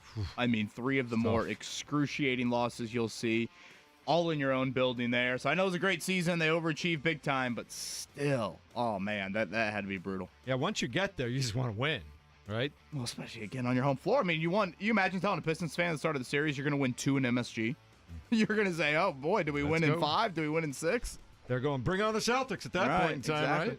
right? In the West last night, the Clippers stay alive. They beat the Nuggets 111-105. James Harden, life left yet. JB, 28 points. Kawhi had 27 and 10. Norman Powell had 24 points. It's been a fun series, that one. Yeah, they are going to a Game 7, I believe, tomorrow night. So I'll definitely be locked into that one. All right, the Golden State Warriors play tonight. They'll host the Houston Rockets, trying to close out that series. Golden State leads by a 3-2 count. I got this right this time. You want me to explain it? Yeah, you go. Rockets win. Steal my thunder here. No, go ahead, Kevin. I'm sorry. I didn't know if you were teed up. I thought he was sitting there like, don't you dare say this. Mark was looking at me like friends in college would look at me at about 2:58 a.m. at the bar like, are you going to take the shot? No, there's no way. Like, I mean, just it's been a good night. You don't need to take the last shot. But James Boyd, I'll slide it over to you. Yeah, so simple terms. If the Rockets win, the Pacers play at 6. If the Warriors win, the Pacers play at 8. There we go. Yeah. Well done. Very simple. That's that journalism school background. Yeah, you know Can what? we clip that and send that into the Emmys whenever those awards do? No, seriously. That's James Boyd, Romeoville Kid on Twitter. Yes. I had a great editor once tell me, if you had longer, you write less. So shorten it up, people. Shorten it up. Concise and confident. I like it. Baseball last night. The Cubs beat the Skeens and the Pirates 8-3. One of the better pitchers in baseball. Was it 3 in a row, Mark? They just lit him up. In the 4th or 5th? Was it 3 straight batters? Yes. Mm-hmm. Yard. Mm-hmm. Jeez. Everybody has a tough day, but the Cubs took advantage of it. 8-3. They beat Paul Skeens. Also, Cincinnati Reds over the St. Louis Cardinals 9-1. I pride myself and think of myself as a man of faith. As there's a drive in a deep left field by Castellanos, it will be a home run. No. Why this is a fun red shot to throw out there. Out of nowhere. Just out of nowhere. That is that's hilarious. what Nick Castellanos did. Just drive deep out left field. And I'm sorry. I saw somebody say the other night, is it time to put that particular meme to bed? No. There's a drive. No. That person's a moron who said that. I don't think it'll ever. Again, the internet sometimes is very good. The Control Your Dad t-shirts for Game 1 in Cleveland. Excellent internet work. The internet makes me laugh occasionally. I don't want the t-shirt, if you're in Cleveland, I want to see one that says, who's your daddy? Right? I think Where's Your Daddy, right? Isn't Where's that, your daddy? isn't that the best Either one? Right? Either Where, one. right? Yeah, I'd go where. I think where over who. I just meant who's your. I'm just waiting for the Pacers fan that shows up with a sign or a shirt that says Free John. Or, you got John Haliburton on FaceTime. You know. I just want the Pacers to win. 8-point underdog, Pacers in Game 1. That's a big number for me.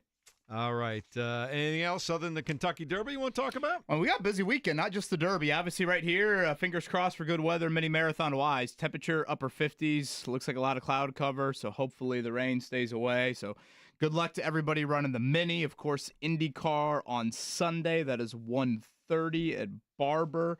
We haven't had a yellow flag in quite a while here on the IndyCar circuit. So Scotty McLaughlin, 2-time defending champ down there. We'll see if he can make it 3 in a row. And the Indiana Fever, that's 1 o'clock Saturday, right? And then you said, is it 3 or 4 on Sunday? I have to check first Sunday's schedule. 4 o'clock? 4 o'clock. And that is Iowa City. So I believe that one you can catch on ESPN. Yes. Yeah, it'll be against the Brazilian national team. So tomorrow against the Mystics, you'll hear that game here on 93.5, 107.5 The Fan. Sunday afternoon, you'll hear the Fever on IBC. We will have the IMS race here, and then we'll have, obviously, the Pacers game. Let's hope the Fever whacks the Brazilians. No, Mark, that's one of your worst. What are you talking That's about? one of your worst. I was almost waiting for you to drop that line. Oh, there you go. Nothing says 14th hour of the week more than that by Mark Dyke. Happy to be a broadcast partner of the Indiana Fever moving forward. That announcement made earlier today. All right, coming up in a moment, we continue a big day, Mark. And Chris Denari is going to join us a little bit later on today. I'm looking forward to that. We'll talk to the new voice of the Indiana Fever in the 9 o'clock hour. It's all straight ahead in 93.5 and 107.5 The Fan.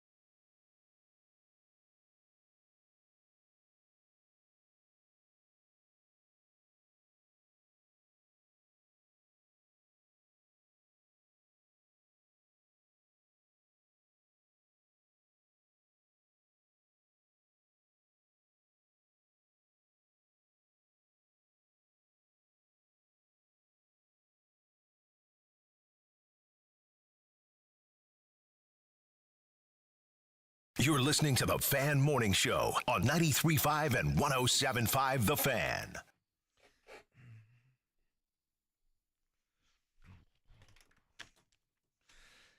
was thinking about all the great sports coming up this weekend, and I know there's a date coming up soon. When is the schedule reveal for the NFL? I know they do a big deal on that, a big day. When do the actual times and dates come out? Do we know? I believe it's May 14th. I think it's a week from Wednesday. Does that sound right? So is that the 14th? Yes, because the 7th is next Wednesday. So yeah, so I guess just to get you set for the next couple weeks, Colts wise, rookie minicamp. James and I'll be out there a week from today. That will begin, and then yes, May 14th, the schedule release. Sometimes they announce the international games a little bit earlier. Yeah. So maybe the Berlin game will be announced. I assume that the Colts have their bye week after that game over there, so you could get a couple of, at least dates on the schedule kind of penciled in there. But yes, NFL schedule release coming up Wednesday, May 14th. And I know people poke fun at it, but like as someone that likes to plan, I get why people want to know those dates, especially if you're a season ticket holder, or, a lot of people enjoy going to Nashville for a road game. If that falls into your fall schedule, you like to know that. You make fun of the primetime games or lack thereof, but if the Colts fall into any of those, certainly that can impact things as well. How many primetime games for the Colts? Let's go right now. Cam Ward, Anthony Richardson on a Thursday night. Okay. I could see that happening. Are you good with that? Color Rush? Sure. I'm going to go 2. Do you count Berlin as a prime-timer? No. None. Half the country will be asleep. I'm going to say 2. 2 primetime games. Oh, my God. Do they get a Monday night game at least? There's going to be. I don't know about Monday night. It's not going to be a Manning cast, that's for sure. I think there's going to be multiple instances of 2 games on Monday now, right? Yeah, I think I've hit the over way too often on the old primetime games. I might even go under, James. I might just go 1. I mean, they have a couple intriguing opponents, but that's why I was thinking. Could they? Well, the road schedule isn't particularly good. Technically, if they play well, the road is better than the home schedule. Oh, for sure. Now, if they play well, Kevin, they could get flexed later on in the year. Let's pump the brakes there. Wow. Trying to be optimistic on a Friday morning, Mark. Well, you had them winning the Super Bowl a few weeks ago. You said you'd put $10 down. I said, just give me that $10. Yeah, you should just give that to Did you say that? No, I said I always put $10 on a long shot. Why not the Colts to be the long shot this year? Has that worked? We still have some matches left over from the fever cake if you want to just light $10 on air. See, they play the Kansas City Chiefs on the road. They play the Rams on the road, Seattle on the road, Pittsburgh. I mean, could one of these opponents draw a prime time every spot? year? I'm like, well, I talk myself into a couple. Then I'm like, every other team is talking themselves into their own schedule being in prime time, and they're never naming the Colts. Yeah, no one's ever being like, oh yeah, Daniel Jones against our, Patrick Mahomes makes a whole lot of sense. See, it never works, but one of these days I'm going to be able to say, see, told you, I put money on them at the beginning of the year. Here we go. That will not be this upcoming season. So again, give that money to Mark so he can go buy Donovan nuggets for his kids. I'm curious, I don't know if it resonates with Shane Steichen, probably a little bit more to Chris Ballard, certainly organizationally, like if you're Pete Ward or just the Colts organization in general. But there has to be a little bit of like, damn, the Pacers are getting all of this love. All of this home court playoff atmosphere, all of these unbelievable fan moments. They've earned it. And they have absolutely earned it, and here we are. Here we are in the worst playoff drought in 30 years, and that is a far cry from how this town has looked for the better part of the last, 20, 25 years. That has to be humbling. I would argue a bit jarring just to see this sudden flip of it here, and I do think there is just a level of apathy. I get the NFL is still king with ratings and all of that, but local-wise, boy, it just it's a stark contrast here. And now the Pacers are going to have at least 2 more home playoff games in this series, and here we are arguing over if the Colts will earn 1 primetime game or not. I want it all. I want it all. All as in what? I want everybody to be good. Well, yeah. I mean, that's the point. That'd be ideal. But I think to your point, Kevin, when you have 2 franchises in the city talking about championships legitimately, one being the Pacers and obviously being in the Final 4 last year in the Eastern Conference Finals, and then this year being in the Final 8 so far. And then on top of that, you look at the Fever. Caitlin Carter was asked, I believe, 2 days ago, Wednesday, and she said unequivocally their goal and what would define success this upcoming season is a championship. There was no stuttering, and it's realistic for them as well. I mean, look at the pieces that they've added. Caitlin will probably be a favorite for MVP as well. So, again, look at the Colts, and you're like, man, you're the only one not pulling your part of the rope here. So we'll see if they can turn some things around this season. But, I mean, going into it, you're looking at relying on two quarterbacks who haven't had successful NFL careers. They've had moments of success. Obviously, Daniel Jones has had the one playoff run with the Giants, and Anthony has had a couple of good games. But beyond that, they're both coming off really poor 2024 seasons. A Fever right now, third in the championship odds. Liberty, the favorite. Defending. Aces, Fever, and Lynx very close together. That would be the order. And Caitlin Clark right now is your favorite for MVP, your slight favorite over Asia Wilson for MVP. Isn't that something? Asia Wilson's won 2 in a row, 3 in a row? I believe she's won 2 in a row, but I could be wrong. It's going to be a lot of fun, and it's going to be. I think you've been to those games, Shane. Yeah, those are good. That's a good time. Oh, it's a great time. So actually, she hasn't won 3 in a row. She's won 3 in her career, though. 3 in her career. 2020, 2022, 2024 last year, and her resume is incredible. My goodness, look at Asia Wilson could retire today and be a Hall of Famer, but to that point, the Fever view Caitlin in that same light where we got this player. She's going to change our franchise because people might forget the Aces were terrible. Then they got Asia Wilson, they got Roland, and so obviously Caitlin, that changes things. She's the needle mover, and I'm excited to see those crowds again too because you talk about the way Peyton kind of had it during those years. I wasn't around for that, obviously, but I would imagine it's the same type of vibe because when it's game day, Fever game day, all you see is 22 from, kids wearing the jersey, boys, girls, grown men, grown women, people of all ages. It does not matter. She is the biggest needle mover in our market. Yeah, one thing I kind of noticed in going to a couple Fever games last year compared to like a Pacer game, to me it's like more pure fandom versus a little hint of corporate-y.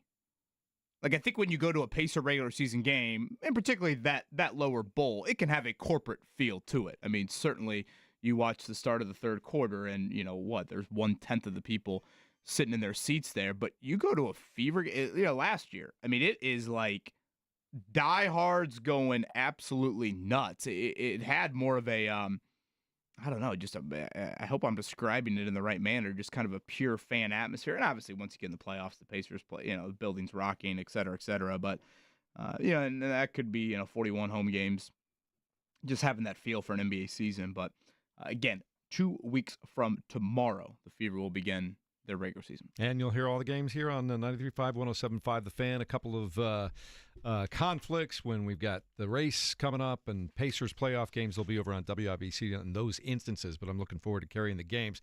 To your point, though, about just how things have evolved, I remember last September walking over to Massachusetts Street, Mass Ave, and going to get some lunch and just going there and on the way back, I counted 9 different people wearing Caitlin Clark, either T-shirts or jerseys on a game day.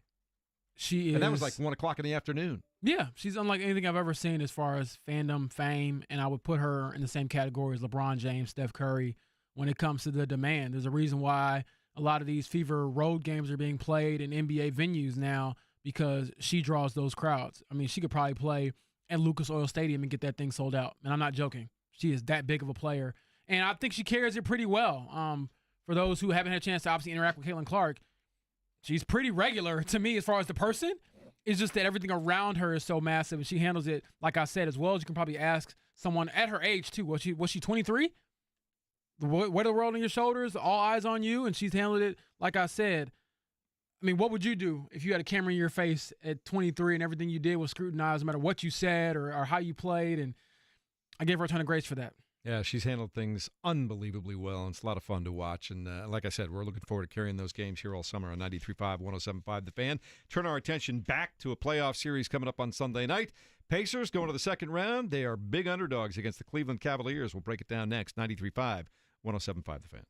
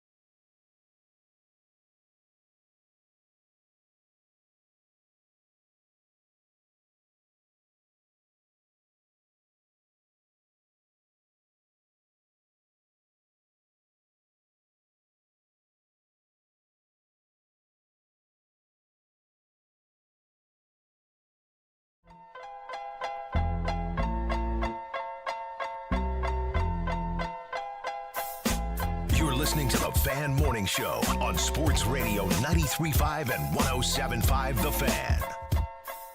This is how you start your weekend off right here, Mark Dykton. One of the classic tracks of all time. Dig it. A lot of basketball coming up this weekend, and we have to wait until Sunday evening for the Pacers to start round 2 of the Eastern Conference playoffs against the Cleveland Cavaliers. Cleveland has just remind everybody, James, just what an amazing season that basketball team has had. I thought you were going to tell me to remind people of what happens if the scenario goes down tonight. The love of God. Again? But no, I mean, for those who seriously want to know, if Rockets win, Pacers at 6 on Sunday. If the Warriors win tonight, Pacers at 8 on Sunday. So back to your question about the Cavs. Yeah, I mean, they've been an incredible team start to finish. The question mark, as Kevin has alluded to throughout the show, is Darius Garland. How's that toe? And will he be able to be fully himself because he is an all-star caliber player? I believe he scored his career high, actually, 51 when he was here in Indiana a couple years ago.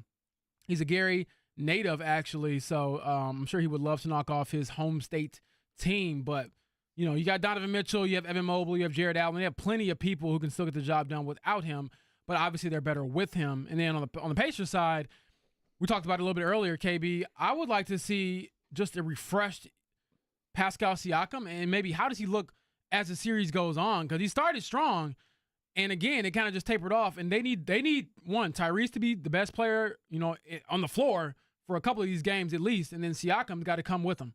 Yeah, you know, I talked a little bit earlier about it. I think summarize Haliburton in round 1 for me. I think he was like a fringe all-star. You know, maybe like the 10th or 11th guy on an all-star team. He needs to now be a $200 million. He's an all-star starter. He's an all-NBA guy. Like he's got to take it up another notch. And mainly, if you want to look at it, it was really just shooting, which, you know, honestly, I feel like that's not going to last. I feel like Haliburton's such a great shooter that he will find that stroke. One thing to keep in mind, too, and I think it was listener Luke reached out earlier in the week, and, you know, Monday's show, or I guess it would have been Tuesday or Wednesday show, whenever we recap the final game of the Pacers series against the Bucks, it was a pretty chaotic, you know, show because we had so much that happened at the end of the game. Obviously, you had it on the court and one of the craziest comebacks you'll ever see. Off the court after the final buzzer. You know, I think T.J. McConnell deserved some mention as well. But I was reminded how much of an absolute steal Aaron Nesmith is on $11 million annually. For those that are not up to date with NBA contracts, $11 million is nothing. Here's a fun fact for you. Think about the impact. You know what makes double that amount of money? Kyle Kuzma. So there's your perspective. Any Pacers fans out there who need to know how valuable, how much of a steal that is? Right. Kyle Kuzma gets paid double what that guy gets paid. Yeah, I mean, it's a great point. I mean, yeah, I guess I don't know if it is of the same magnitude as Kyle Kuzma making double. It probably isn't, but like T.J. McConnell's making more than Aaron Nesmith. Love T.J. McConnell, but let's be honest, Aaron Nesmith is vitally important, and you think about the age, too, of him. So, you know, of all these moves the Pacers have made, obviously the Haliburton trade and, you know, the Siakam trade, but, you know, dumping the Brogdon salary and taking a chance on Nesmith and saying, you know what, you were behind Jaylen Brown and Jason Tatum. You probably had some stunted moments there, just inevitably with playing time. We believe in you. We think you can come here. We'll give you a bigger opportunity, and we'll see how it goes. It's just it's another excellent move in this rebuild that Kevin Pritchard has orchestrated. So, again, I don't know if $11 million really reigns or really resonates maybe, but trust me, it's not that much money when you look at NBA contracts. For Aaron Nesmith to be giving you what he's giving you at $11 million, that is a hell of a return on investment. That's the opposite of the return on investment Indiana basketball fans are getting in Bloomington. And I'm glad you brought up Kevin Pritchard because you put the combination of Rick Carlisle and Kevin Pritchard together. Kevin Pritchard's done this amazing job of bringing these players together that are terrific players, but what Rick Carlisle's been able to do with them, the way that he's put them together, the lineups that they've been able to use, the depth that they've been able to go with, and the different things that he's been able to do with that, they've complemented each other just magnificently, James. Yes, I think with Kevin Pritchard, honestly, to use an analogy, if you love, you know, Brazilian steakhouses, Fogo de Chao or something like that, I just picture Kevin Pritchard just back there just cooking it up back in the kitchen and bringing out just Brazilian references today. No, Mark's slightly different than yours, but nonetheless Mark's was PG-13. Mm-hmm. Well, then I looked at his computer. He's Googling the Brazilian sand volleyball. Yeah. I was doing show research. Oh, Lord have That's mercy. what it was. Great research, Mark. But seriously, I mean, Kevin Pritchard has been cooking, man, since the Tyrese trade, which is kind of was the first domino to fall. Now, you can obviously trace it back further than that, but I will start with the Tyrese Haliburton trade. Obviously, you don't get Siakam without that. And then the Nesmith trade was another big one as well. So these are all pieces that have kind of worked out for this team in the best possible outcome. Like, I don't know if you can look at any scenario and say, man, like, the Pacers lost this trade. They've won their last few trades by a large margin. I mean, they flipped Bruce Brown for like nothing, and that ended up being part of the Siakam package. So, again, credit to him because there were questions about him as well with the state of the team. When it was Sabonis and Turner, we were all like, what is your plan? What's your way out of this? And, you know, looking back at it, I can only imagine there were a few NBA teams in hindsight that would have probably offered more for Tyrese Haliburton. And then they did take a swing on him. He was not an all-star yet. He wasn't like a lead guard yet. There were flashes of that. And I go back to this quote, and this will go down. They should like put this on a wall somewhere one day when Tyrese is done playing. Kevin Pritchard, like an hour before tip-off of Tyrese's home debut for the Pacers, I believe his first game ever as a Pacer, he told us, this is our Peyton Manning, this is our Andrew Luck. I thought Kevin Pritchard was out of his mind. And it could not have aged better. Yeah, it's a great point. And, you know, Rick Carlisle, we asked him that, I think it was on Tuesday, when Rick joins you on back-to-back days. Both the interviews kind of run together, but I think it was on Tuesday. Because I remember that Dallas had some interest in Tyrese Haliburton exiting Iowa State when Rick was, of course, the head coach down in Dallas. And so he shared a little bit of that story about the draft. I'm curious how much did like Rick's presence alongside Kevin further push the Pacers into that direction? Because, again, to your point, James, Tyrese was not this obvious, oh, yeah, of course you trade, Sabonis for Haliburton. Yeah, that makes, total sense.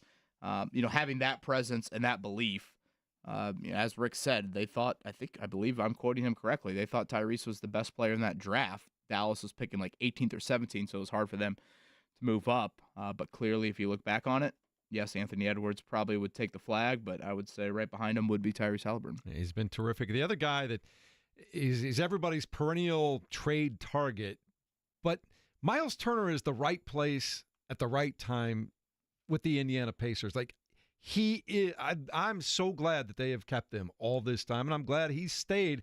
I think it's a perfect fit, and I don't know that it would work out well for him somewhere else. Yeah, I think it would, honestly, because he's such a talented player that he could certainly be an impactful player elsewhere. But to your point, Jeff, you built something pretty special here. And if you move off Miles Turner, I mean, you have to be dead right on that decision. And I just don't know if it is the right decision. The one thing I like about Miles, though, and I tweeted this yesterday, he is uniquely himself. He has, never really changed his personality. Now, obviously, he's changed his game because he's gotten better as a basketball player, but wearing the different clothes, playing with Legos or building Legos, as he would say, not playing with them. He has a wide range of taste in music, and then he goes out there and blocks shots and makes threes. So I've enjoyed that he's never really tried to change who he is at the core, and instead, I think that endears even more to the fan base, and also he shows so much love to the fans. And it's not a cliche, I don't think, with him. I think there's certain players, you get up there and you say whatever. No, he really understands because he's been through all of it. When they were good during the Paul George years and they were bad without him to now being good again, he's stayed down and stayed humble and also been a professional throughout the entire thing because there have been moments where he could have lashed out and said, well, just trade me. Get rid of me if you don't want me. And he's been a professional throughout every single trade rumor, and it's paid off in the long run for him because he's playing some incredible basketball as of late, and they'll need him in this series against the Cavs for sure because, again, I'm just looking at different matchups. Can he be someone who becomes a bit of a matchup nightmare for the Cavs because of the three-point shooting? The Texas boys, him and Jared Allen, two very different big men, and two big men that I think are very important to each of their teams, but they're different style-wise. Allen is a little bit more of, beat you up around the basket. Obviously, Miles wants to stretch the floor while protecting the rim at the other end. So, yeah, I think sneakily I don't know if they'll actually guard each other outright, but that matchup will be, I think Turner will guard Allen, but I don't know if Allen will guard Turner as much. That'll be something to watch. Yeah, I just love Miles Turner. I'm glad he's here. And like I said, I think he's a perfect place, perfect guy, really talented, and I'm just glad he's an Indiana Pacer. Coming up in a moment, another guy we're really glad is an Indiana Pacer for a long time now, Chris Denari, one of our favorite people. He stops by as we continue on 93.5 and 107.5 The Fan.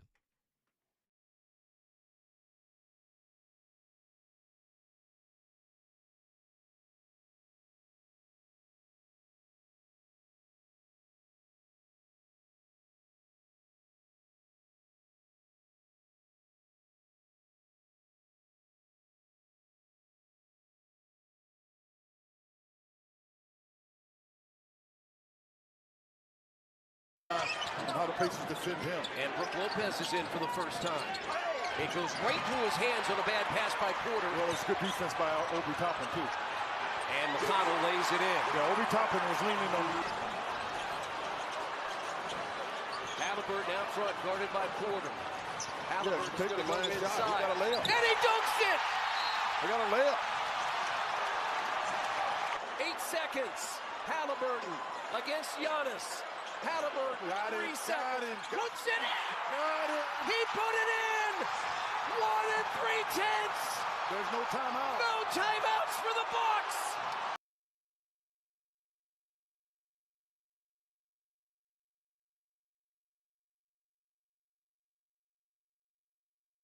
No timeouts for the Bucks!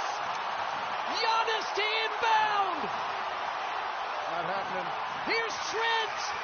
Great victory for these guys.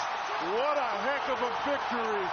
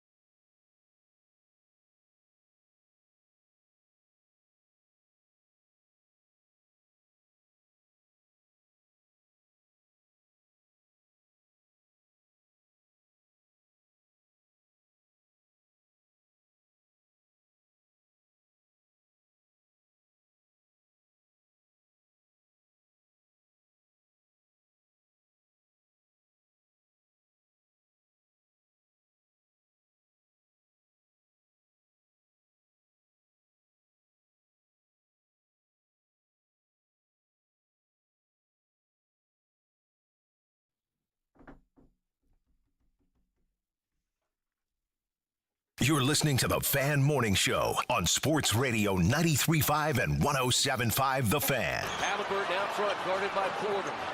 Haliburton's take going to the go man inside. shot. He got a layup. And he dunks it! He got a layup. 8 seconds. Haliburton against Giannis. Haliburton, 3 seconds. Puts it in! He put it in! 1 3/10. There's no timeout. No timeouts for the Bucks!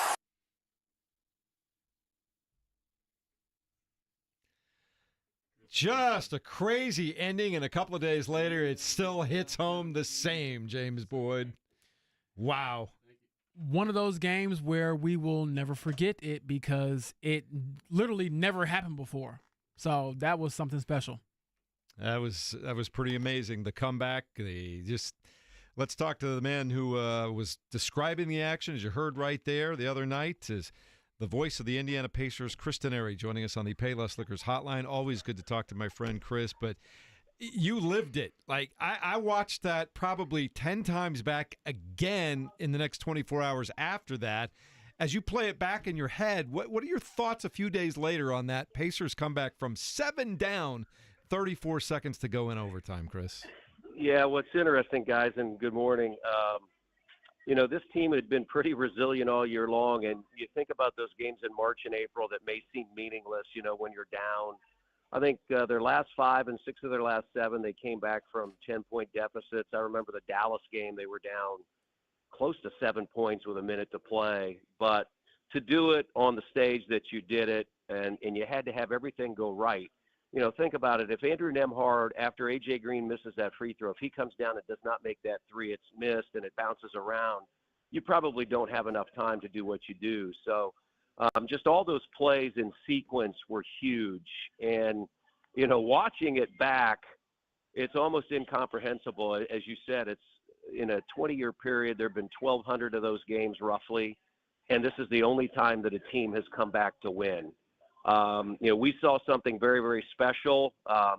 That was our last telecast of the year. In fact, it's our last playoff telecast we'll ever get to do because of the new TV contract that comes into the NBA next year. So I guess, guys, if you got to go out on a playoff broadcast or telecast, that's one you want to go out on.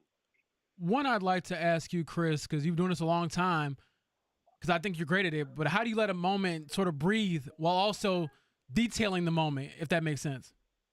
Yeah, I mean, I think that's the thing that sometimes you struggle with no matter who you are, or at least for me, when you're emotionally tied to the group and the team and you travel with them and you're around them, you absolutely have a job to do, but you're in it with them too. And so that's why, when after Quinn made his comment after Tyrese scored, we just let the moment breathe. I mean, to me, it was all about the fans at that point.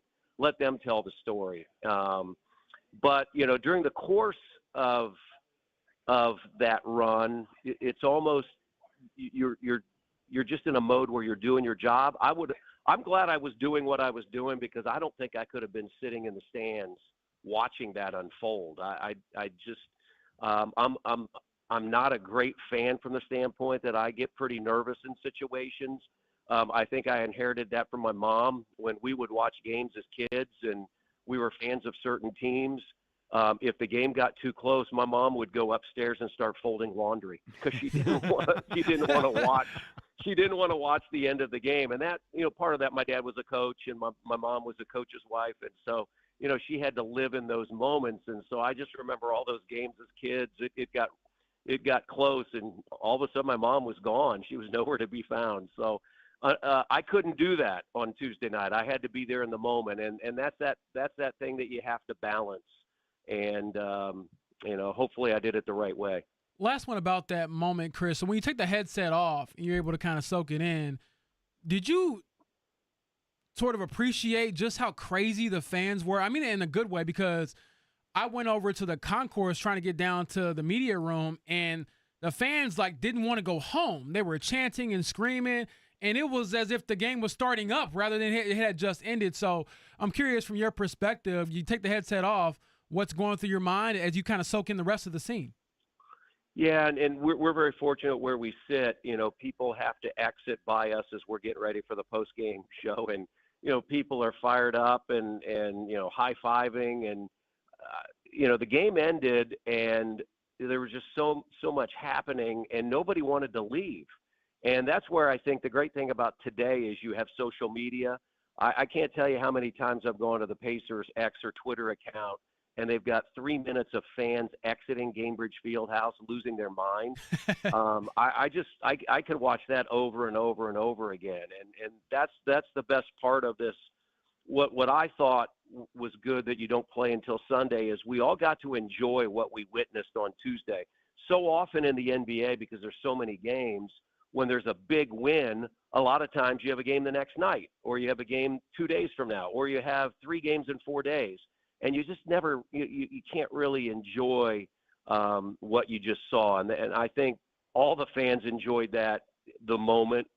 They enjoyed it the next day.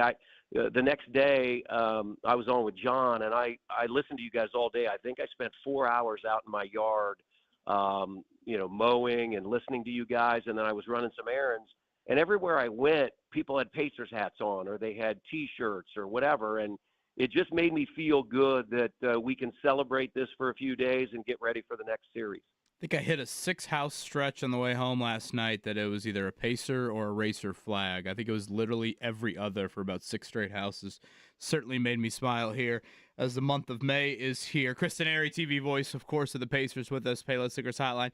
Chris, I guess I just want to start off with a thank you because, obviously I've made my frustrations felt before, and I know it is well beyond your pay grade in the difficulty at times of finding, games, but JJ,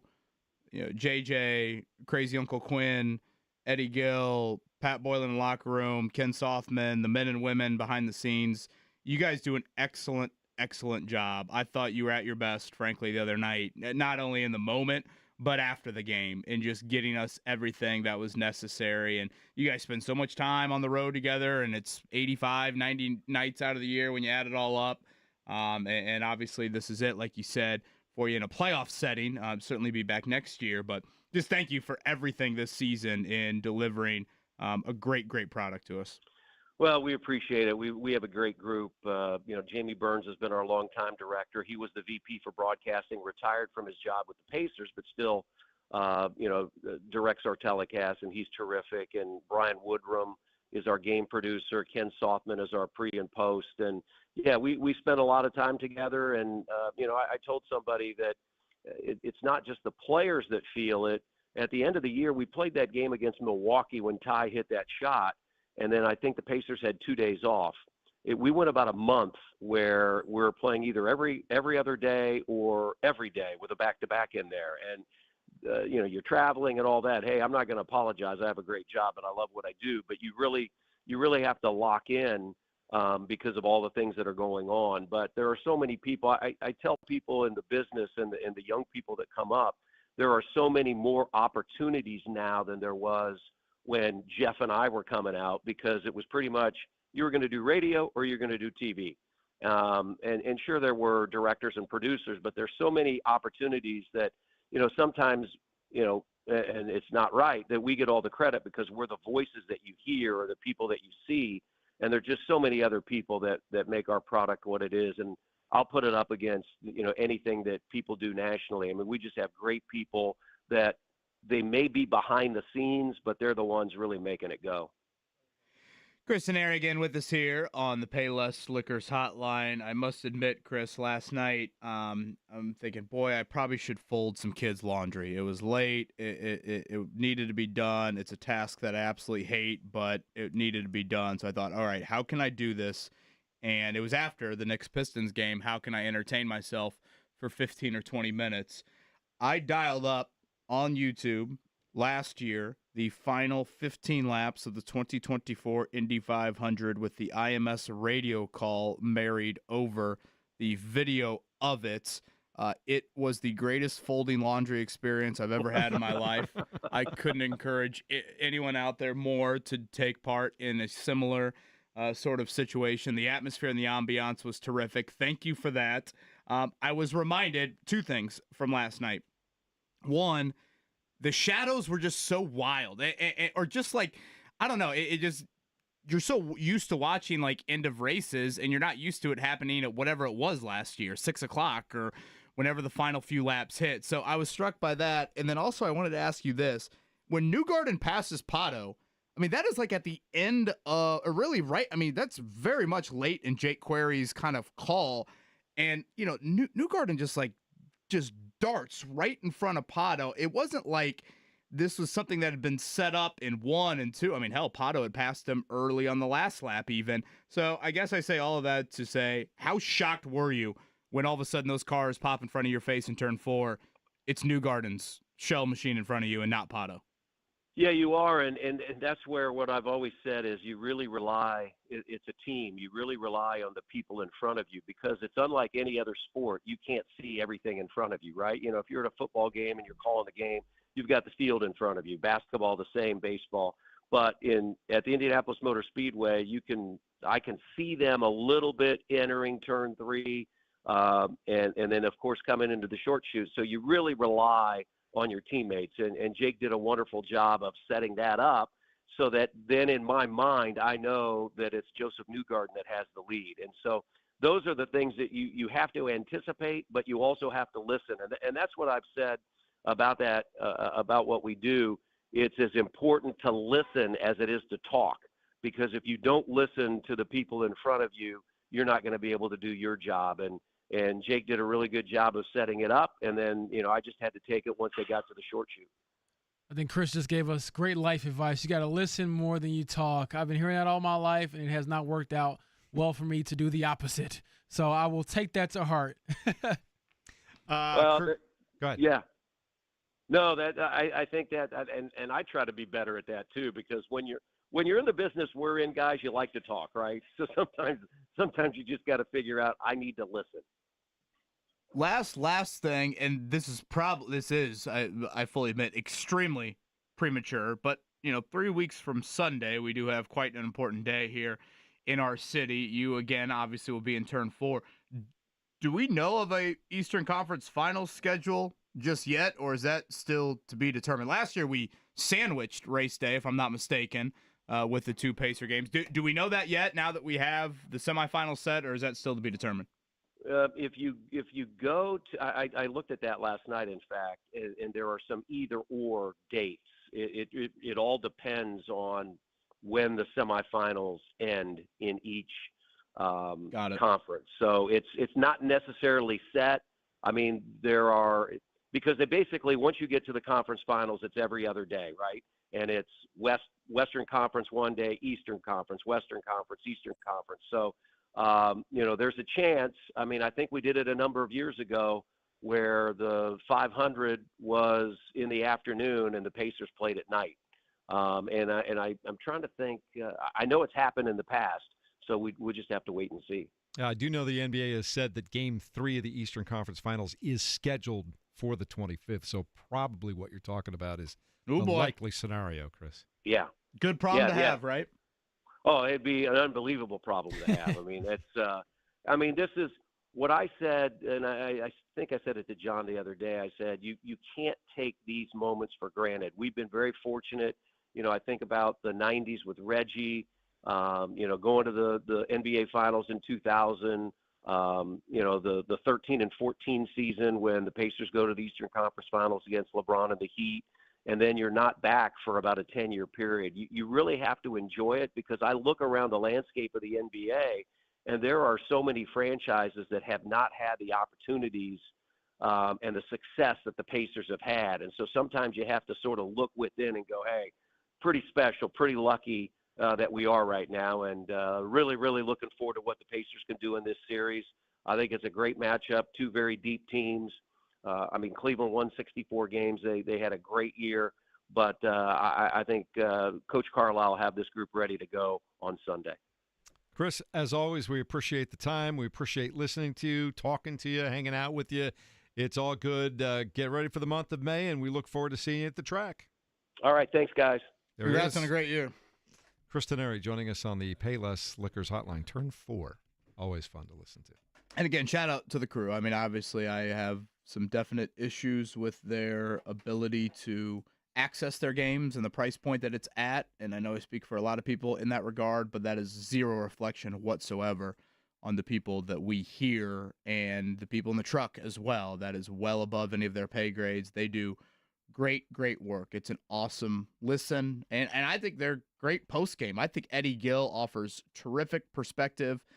Pat Boylan does an outstanding job in the locker room, and Jeremiah Johnson is a very good quarterback of it all. So thank you to those guys as their season, TV-wise, comes to an end. Well, we're very lucky because I've been a part of a lot of radio and TV broadcasts over the years. Jamie Burns, who he mentioned, is the guy, kind of the ringleader of it all, just does a fantastic job. And I'm so pleased that he stuck around to at least continue directing the broadcast, as he likes to put it, the fun part of the job. So that was good. And then on radio, I could listen to Mark Boyle describe anything. It's just calm, cool, has the right phrasing, has his own little unique twist on things, very bright, thoughtful. I just love listening to him. We're lucky. We're lucky. Respect to those guys. Again, you remember moments as much as you remember the call. I mean, Mike Brain, the bang, there's a certain calls that you make. I mean, Boom Baby, obviously, from Slick Leonard and other people. So you certainly appreciate those who give us the moments and sort of add to the moments, because I don't know if they would necessarily hit the same without somebody making an iconic call. So obviously got some iconic calls from the other night, and perhaps we'll see some other broadcasters give a few more when the Pacers go to Cleveland. 7:45, Scotty shared. That was the checkered flag last year. It was odd. And for those curious, I know some people have asked in the YouTube chat, just literally search like last laps of the 2024 Indy 500 with radio call. Whoever put that together, God bless you. Thank you. It helped me try to connect all of Max Bowen's socks back together. But it was odd just watching, certainly the front stretch covered in shade. And boy, what a battle it was. And you forgot how close Rossi and Dixon were the whole time. So I nerd out over that several times in the month of May. Not to stroke Jake Query's ego any more than needs to be, but it was a great call. Those guys never miss. My favorite thing to do is just Mark, listen you did to the one yesterday of the 06 when Marco, Michael, and Sam Hornish all involved there. Two calls I love, and those final lap sequences when I forget who was in one or two, says when Marco passes Dad, literally goes, "Hey Dad, watch this," and I'm thinking, if I had a dime for every time either of my children have said that to me in my life. And it was, an unbelievable call of literally a son passing a father with 3 laps to go or whatever it was in that Indy 500. What a brilliant call. And then Denari, he gets the last call right before Hornish makes the pass, and he just sets it up beautifully with a question. Can a teenager win an Indy? Because at that point, exiting 4, Marco is in the lead. But Denari doesn't commit to it because he knows Sam Hornish Jr. is right there. And indeed, Denari posing that question proved to be the exact call that was necessary, because unfortunately for Marco, the question was no. That was the answer to it, but at the time, you didn't know what that answer would be. So, I know we certainly offer a ton of praise for them, but they deserve it. Yeah, when you see that, when you watch that call with the radio call, you can see Hornish just screaming up on him. So you see Denari's call is absolutely perfect because it's just, they're awesome. Yep. And we'll get an entire month out of all of them. Barber coming up this Sunday, and you'll be able to listen to that one right here on 93.5 and 107.5. 1:30 on Sunday for that. Yeah. I think, our coverage starts at 1. Yes, green flag 1:30. So, all right, let's check the everything else that's going on in the world of sports. Check it down. The Morning Checkdown, brought to you by Butler Bulldogs Basketball. 2025-26 season tickets are on sale now. Registration for iconic Hinkle Fieldhouse premium seats runs through May 31st. Don't miss Hinkle Magic. Visit butlersports.com/buy tickets. Pacers off, getting ready for game 1 on Sunday evening against the Cleveland Cavaliers. James, how's that work again for tip time coming up? Oh, you want me to read it again? No, you want the honors, Jeff? You got it? It's very simple. If there's a game 7, that'll get the 8 o'clock tip. Otherwise, Pacers would play at 6 if there's a game 7 in the other series. That's Rockets win, works. Pacers at 6. Warriors win, Pacers at 8. There you go. Very simple. That's why I was waiting for you to call it up on your phone. Killing time for you. I just want to see you, get a little squirmy. So glad the teacher has not called on me for that. Had a lot of fun with that this morning. Last night, though, the Pistons got a win. They close out. I'm sorry, the Knicks got the Pistons last night to close out the Pistons. I was trying to say the Pistons were closed out. And really, it was Jalen Brunson that did the closing out. I mean, we talked about it. Me and Kevin talked about it walking in this morning. That ankle breaker towards the end, Kevin, was pretty special from Jalen Brunson. Sarr Thompson had some big-time possessions on Jalen Brunson late, but, man, did Jalen get him on that last one. The step back, the three, the silencer. And you think about the Knicks winning all 3 games in Detroit in the fashion that they did. I mean, heartbreak central for Pistons fans. I don't know how Pacers fans feel about it. They probably equally hate the Pistons as much as they do the Knicks. I don't know. Maybe the Knicks hatred goes back a little bit further. But what a series on the road for the Knicks. And now we are set. It is chalk in the Eastern Conference, 1 versus 4. Cavs, Pacers start Sunday. Celtics, Knicks, 2 versus 3 start Monday. I'm just curious, James. There's nothing better than like Tyrese at home getting the game winner under the circumstances we had the other night, but it's got to be fun for a competitor to just silence an entire arena at the end of it. Oh, absolutely. I mean, you live for those moments you ever get a chance to do it, and that's what we dream of as kids, and few of us get to actually live it out in real life. And Jalen Brunson, as much as I complain about sometimes him flopping or foul baiting, when he's not doing that, he's still a very good basketball player, as we saw, 40 points to close him out. And the Clippers were winners over the Nuggets, 111-105. The final score there. That series is tied up at 3. James Harden at 28, Kawhi Leonard 27. In that one tonight, Rockets play at the Warriors. Game 6, Golden State leads 3-2. Kevin, tomorrow afternoon, evening, it'll be the Kentucky Derby.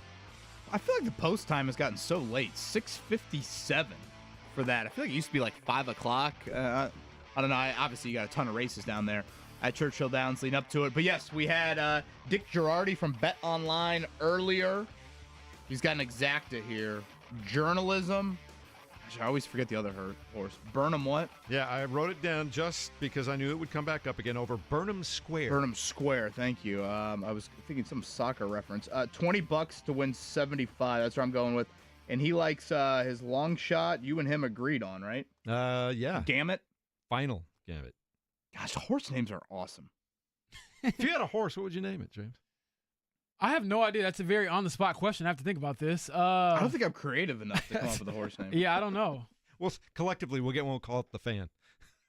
Maybe that doesn't work. Race so well. today, glue tomorrow. How about that one? Mark. What? I'm just glad the bully's back. Baffert is back, and that's what horse racing needs. What would you name your horse, Jeff? That's, again, don't put me on the spot. I'm putting you on the spot. Oh. We have to Sleeping at 7. That's the name. Sleeping at 7. Yeah, we're not picking that one to win. Fan sounds so boring. Going to bed early. Jeez, yeah, that's not a. How favorite. about this? Early riser. That's it. Early riser. He's clipping that as soon as you just said that. Yep. You are the worst. Try to behave yourself here. The Fever on the air tomorrow here at 93.5 The Fan. Beginning at 1 o'clock, they'll take on the Washington Mystics. We announced earlier today that we'll be carrying all of the Fever games all year long. There'll be a few, especially in the month of May, that'll switch over to WIBC because of race coverage and Pacers playoffs and things like that. But we're very excited to put a deal together with Pacers Sports and Entertainment for the Fever. We'll be broadcasting them all year long. Working on the streaming, we should know later today, that's really a WNBA-led thing, and we've been working with them, but I would imagine you'll be able to hear them on the stream as well. We'll give you more information on that. My horse's name will be I Think I Can. I Think I Can. I Think I Can. I Think I Can. There down you the go. stretch. I think I can. I think I can. Kevin, you've been thinking about it? You got one? No, I'm all in on James's. Can I be a part owner with you, James? Yes, yes. Mark's would have something to do with Brazilian. Actually, I think, James might be the size of a jockey. Maybe we'll have James be the jockey. Boy, we would lose for sure. I have never ridden a horse before. One of the things that I think is so fascinating about the Derby is when Donna Brothers, I think is her name. She's the post. She's the Jeremiah Johnson, if you will. She's the post jockey interview. Like she's on a horse interviewing a jockey on a horse. Like, that strikes me as really difficult to do. Yeah, that does sound hard. Professionalism. Shows you how comfortable they are being on those horses. Yeah, and I mean, shout out to the horses, too. I mean, like, you obviously have to be super well-behaved to execute that. You're only the ones involved in the race and keeping us, upright. I do really, like, it is nothing like the pageantry and the pre-race at the 500. Let me be very clear. But I do enjoy the pre-race for the Derby. 30 minutes, 40 minutes. The horses getting into the post. I want to go just to wear like a big hat one day or something, or some crazy suit. You asked Girardi earlier what he was going to wear, and he said he's not much on that. What would you wear to the Derby? Yeah, I did ask him about that, but he told me he would just focus on the winning the bets, and so if he wins the bets, maybe he gets a new outfit. I always wonder if like the places that specialize in they have to make all their money and then just do nothing the other 363 days a year. It's like the Masters, basically. Yeah, pretty much. It's a big day. It's their pimento cheese. You ever had a mint julep, Mark? Yes. Those things stink. What is not that? great. Well, I've never heard of that before. Overrated. Totally A overrated. mint julep? That's what you called it? Mm-hmm. That's like their big drink down there. Yeah. Well, you know how I feel about mint. It's supposed to be for gum or toothpaste. Trust me, you would hate it. You would absolutely hate it. All right, coming up in a moment, we'll find out a little bit more about the Indiana Fever and what they have put together. They have championship aspirations. No ifs, ands, and buts about it. We'll talk to the new voice of the Indiana Fever up next on 93.5 and 107.5 The Fan.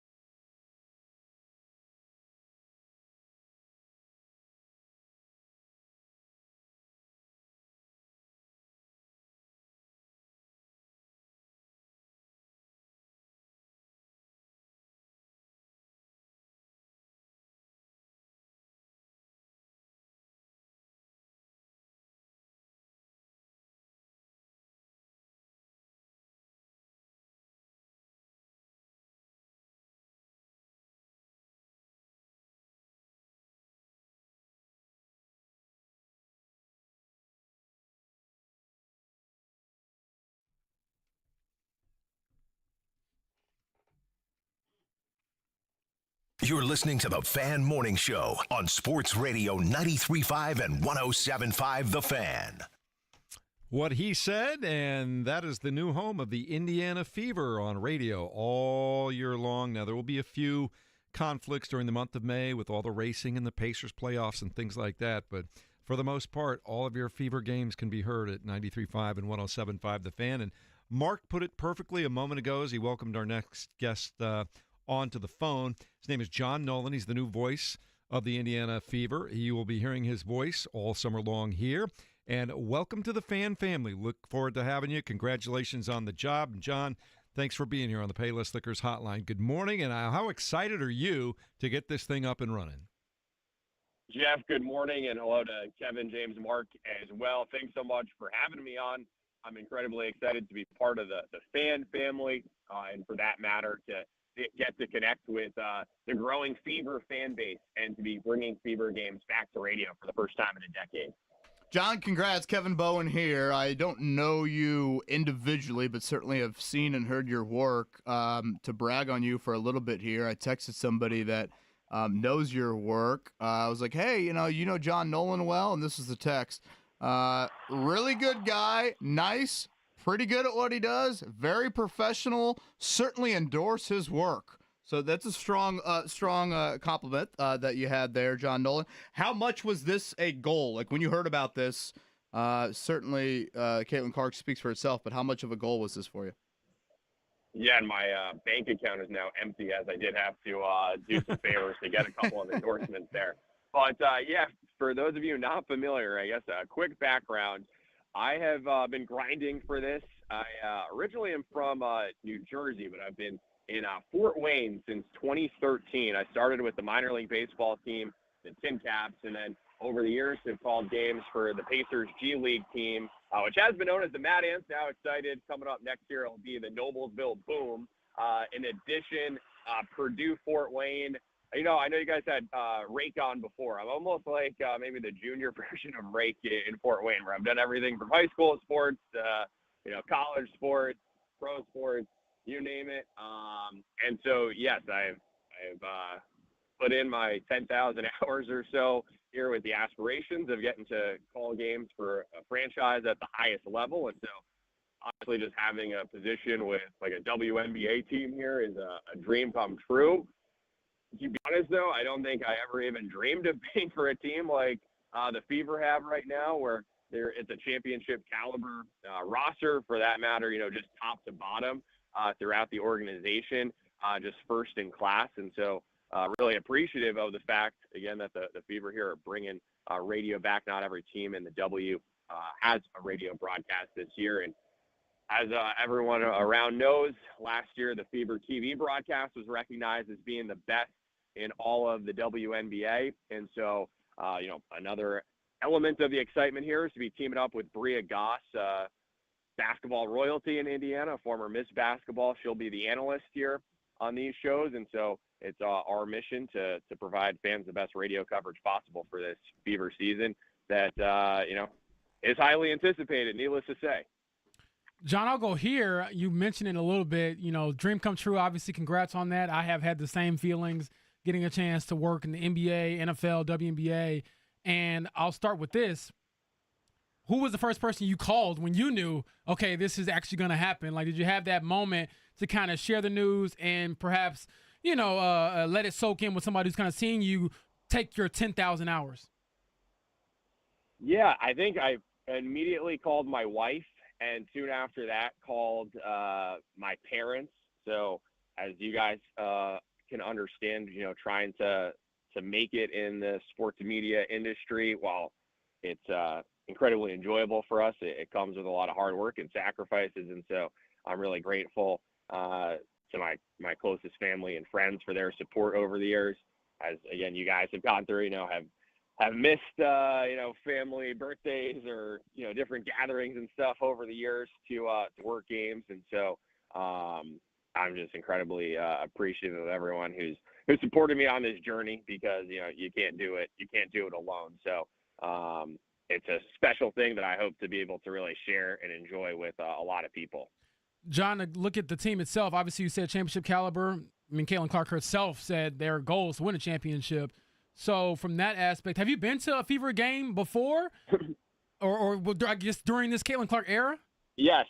Okay. Yes. And so, yeah, funny enough, and I was talking with Pat Boylan the other day, and somebody had asked him about, the crowds at games, and Pat was describing how he would look up into the top corner of Gamebridge Fieldhouse, 30 minutes, an hour before tip. And once those top corner seats were filling in, he knew it was going to be, a special crowd.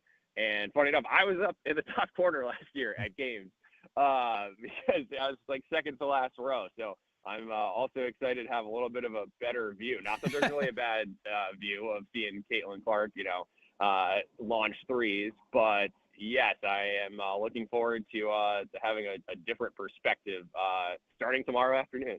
Well, I'll see you tomorrow. I'll be there for myself, covering it for The Athletic, and also being there for the fans. So I'll look forward to shaking your hand, man. But congrats, because I know it's the hours you put into it, and also you get a chance, as we talked about earlier with Chris Denari, sort of be part of those moments. And I'm sure there will be many of this summer that we kind of tie back to your calls and things like that. So congrats again.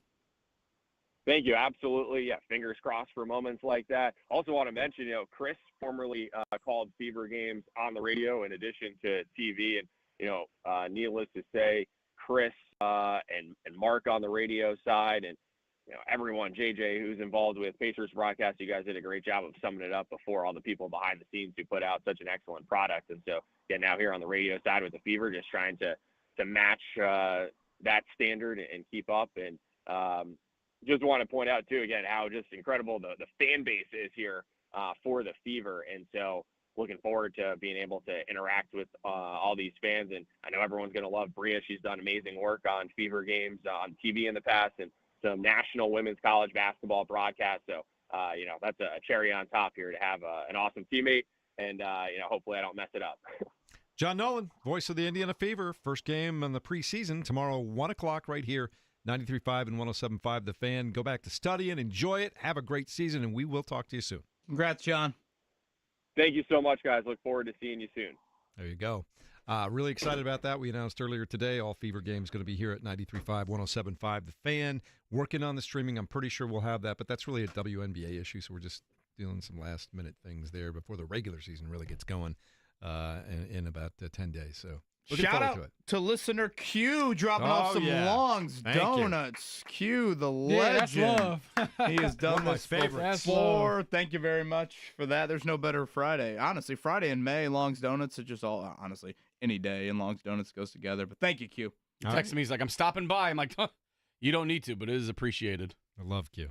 He's always there for us. Always. I do want to give a quick nod to Bria Goss again. She was the Ben Davis Miss Basketball, I believe, in 2011. So wait, Kentucky, is that right? Yes, went to Kentucky. So again, when he says he's going to be joined by a great partner, that is certainly the case because she knows hoops better than most of us do. She's played the WNBA or got to the WNBA, I believe. So another one who's knows what it takes to get to this level and certainly knows the game of basketball. That's how the Fever announced Debbie Antonelli with Pat Boylan. Certainly you've heard Debbie's voice as well.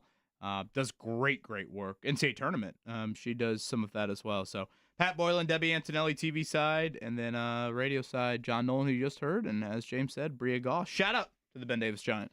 And I'm guessing we'll probably hear from her sometime this summer, too, a couple of times. We got to get her on for sure. Absolutely. All right, we're going to finish up the week with a pop quiz. Scotty special coming your way with the Jiffy Lube prize pack on the line. Jiffy Lube, Indiana's favorite oil change since 1985. It comes your way next on 93.5 and 107.5 The Fan.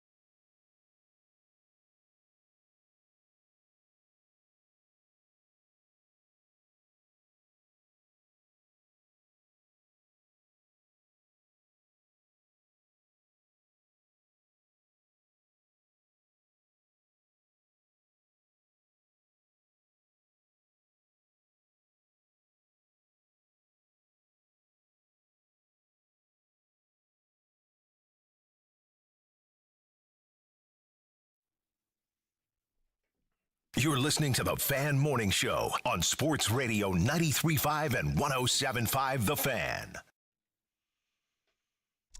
What a day we've had today. We had Chris Denari on. Always good talking to him. Greg Rakestraw was here. A couple of legendary Indiana sports voices. Just talked to the newest voice of the Indiana Fever. And, Kevin, we got to hear a little bit more about the Kentucky Derby tomorrow. It's been a busy day. It has. Great first Friday here in May, and certainly each of the next few Fridays it'll be all about over the track. And, of course, the Pacers and the playoffs. Week from tonight, that will be Game 3 right here inside of Gainbridge Fieldhouse. So, yeah, just a reminder, Sunday and Tuesday, Games 1 and 2. Up in Cleveland, we will wait tip times, and then a week from today and a week from Sunday, Mother's Day inside of Gainbridge Fieldhouse. How about that? I like that. You want to fill us in on when the Pacers will be playing on Sunday night, James? Oh, no, I was going to wait for you to do that. No. It's your turn. No. Kevin, you have been called on in class to read aloud. Oh, no. Popcorn reading. Let's go. No. Here it is. If the Rockets win tonight, the Pacers play at 6 on Sunday. If the Warriors win tonight, the Pacers play at 8. Correct. So you got it. Again, giving you time to pull that back up because you did it beautifully. Yeah, I just had it written down very, very simply. I like it. All right, there's only time for one thing today. For the rest of the week, let's check it out, Mark Dyckton. Have you studied? Can you handle the pressure? Sharpen your pencils. It's time for the Pop Quiz. Brought to you by Jiffy Lube, Indiana's favorite oil change since 1985. All right, Mark, who is our contestant on this Friday? That would be Ben. Ben, how you doing on this Friday, buddy? You ready for a big weekend? Oh, yeah, I'm ready. All right, how'd you like a Jiffy Lube? Kevin.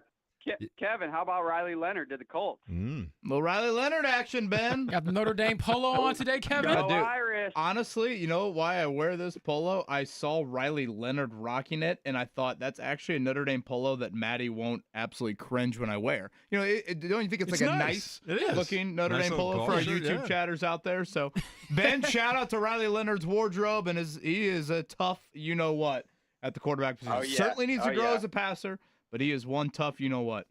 All right. Yeah. Hey, maybe he can toughen up that locker room a little bit. And Ben, if I'm not mistaken, and Mark, please fill us in, we have Gino Guidugli, the Notre Dame quarterbacks coach, join us next week. Did I see that? Next Tuesday. No, so find a little bit more. Am I allowed to ask him about Notre Dame's quarterback competition, or is that not allowed? I think you're okay. James and I might just move out of the way and let you go. No, I'm definitely asking some questions. Okay. I can't let KB have all the spotlight. Sounds like maybe Ben would like to ask some questions. Ben, are you a big Notre Dame fan? Yeah, I grew up in South Bend. I'm a bigger Notre Dame basketball fan than I am Notre Dame football. Oh, my goodness. Stop Ben, this right now. Now you're toying with my emotions, man. All the way back to the John McLeod days. Oh, freaking believable. McLeod, Kevin would like your phone number. Ben, he wants your address. I feel like Joe Namath to Susie Colbert right now, man. Yeah, Ben. we should go golfing together. On me. You don't have to tell me twice, Ben. I love you, brother. I hope you go 5 for 5. I'm giving you every hint to this pop quiz. John McLeod, the center of one of my favorite old ABA referee stories. We'll get to that another time. But we got to get to this game, the pop quiz. Ben, are you prepared for Scotty's gauntlet here? I'm not confident, but we'll do our best. All right. Question number 1. Pacers face the Cleveland Cavaliers in Game 1 of the Eastern Conference semifinals Sunday. It'll be in Cleveland. Who won the season series this year? Pacers. All right. Number 2, this will be the 4th playoff series between the Pacers and the Cavs. Who leads all time in playoff series victories? Ooh. Man, those LeBron series. You're on the right track. What do you think? We got the Ben Buys Houses team here. What do you think, Craig? I don't know. I'm going to have to go with Craig says Pacers. All right. Ben, you got to trust your gut, brother. Charlie Weiss trusted his gut quite often. Think back to our Notre Dame days. Trust your gut. Oh, boy. Okay. So the playoff series, who's leading? Yes. Correct. I believe you dropped the LeBron earlier. Is it a trick question? Probably shouldn't overthink it if you said LeBron earlier. Okay, we'll go with the Cavs. Ben, month of May, as we get ready. Scott, is this serious? As we get ready for the 109th running of the Indianapolis 500, I'm nervous to ask it. Ben, how many laps are at the Indianapolis Motor Speedway and constituting 500 miles. How many laps is the race, I guess is probably the easiest way to put it. 200. Yeah. Dear Lord, Scotty. All right. I thought that was easy. Yeah, that was an easy one, I thought. Well, no bleep. Yeah, I mean, Right. it's the easiest question in the history of the pop quiz. I'm like, Gotcha. I'm a little nervous that was someone Scotty's kidnapped freebie. Scotty here. I'm That not was his used to that. freebie. Yeah. He was too busy writing down game times for us earlier today. No shock, Ben's 3 for 3, by the way. The first race, Ben, at IMS took place back in 1909, 2 years before the first 500. What type of vehicle was the first to race at the Indianapolis Motor Speedway? Was it automobiles? Was it hot air balloons? Was it motorcycles or bicycles?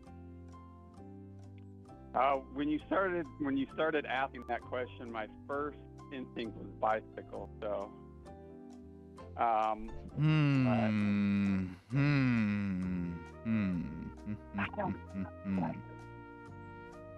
The answer may be closer to It something you hear wasn't from an this group all automobile. the time. Oh, one could maybe even hit the Golden Dome if it really got, high enough. Oh, balloons. Hot air balloons. All right. Am I allowed for one more hint, Scotty, or Boy. will Mark turn off my mic at some point? I think, yeah. Close us out, number 5. On this day in 1920, the first baseball game in the history of the Negro National League took place at Washington Park in Indianapolis. Indianapolis ABCs, led by future Hall of Famer Oscar Charleston, won that inaugural game 4-2. Who did they beat? The Detroit Stars, the Kansas City Monarchs, the Cuban Stars, or the Chicago Giants? Big finish here. Big finish.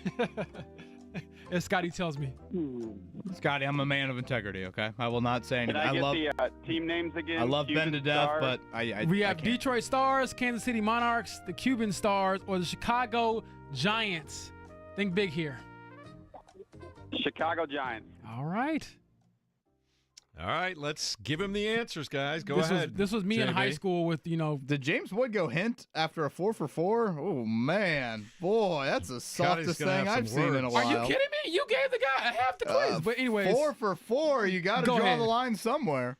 All right, go ahead. The answers were just in question First one. answer was the Pacers. Yeah! Second answer was the Cavaliers. Chicken! Obviously 200 laps for the 500. And then hot air balloons was the answer as far as the first, first race over at IMS. And then also the last answer was Chicago Giants. There you go. I want to kiss you. I couldn't care less about the team struggling. I want to kiss you. Thanks, Joe. Yeah. Huge compliment. That's Kevin reacting to him being a huge. Can I ask Notre Ben Dame some fan. Notre Dame basketball questions? Is he still on the line? Yeah, go. Ben, what do you think, ahead. man? I'm optimistic. I think Ryder Frost is a sleeper freshman nobody's talking about. I like our chances here. I mean, this is the make or break year for Shrewsbury. Yeah, no, you're not wrong. What the hell, Mark? We're having a nice conversation here. Look at Mark smile. He gets no more joy. Ben, shoot me a message. Ben, we're up against Marcus it, but Burton didn't transfer. that's a miracle. Ben, we're up against it. Shoot me a message on social. Will do. There you go. Great Friday. Scotty, you're the star of the show today. No question about it. Appreciate that. We've got another great day of broadcasting coming your way. We've got Jake Query from noon to 3. JMV comes your way from 3 o'clock until 6 o'clock. We've got Fever Basketball tomorrow afternoon at 1 o'clock right here on 93.5 and 107.5 The Fan. Have a great weekend.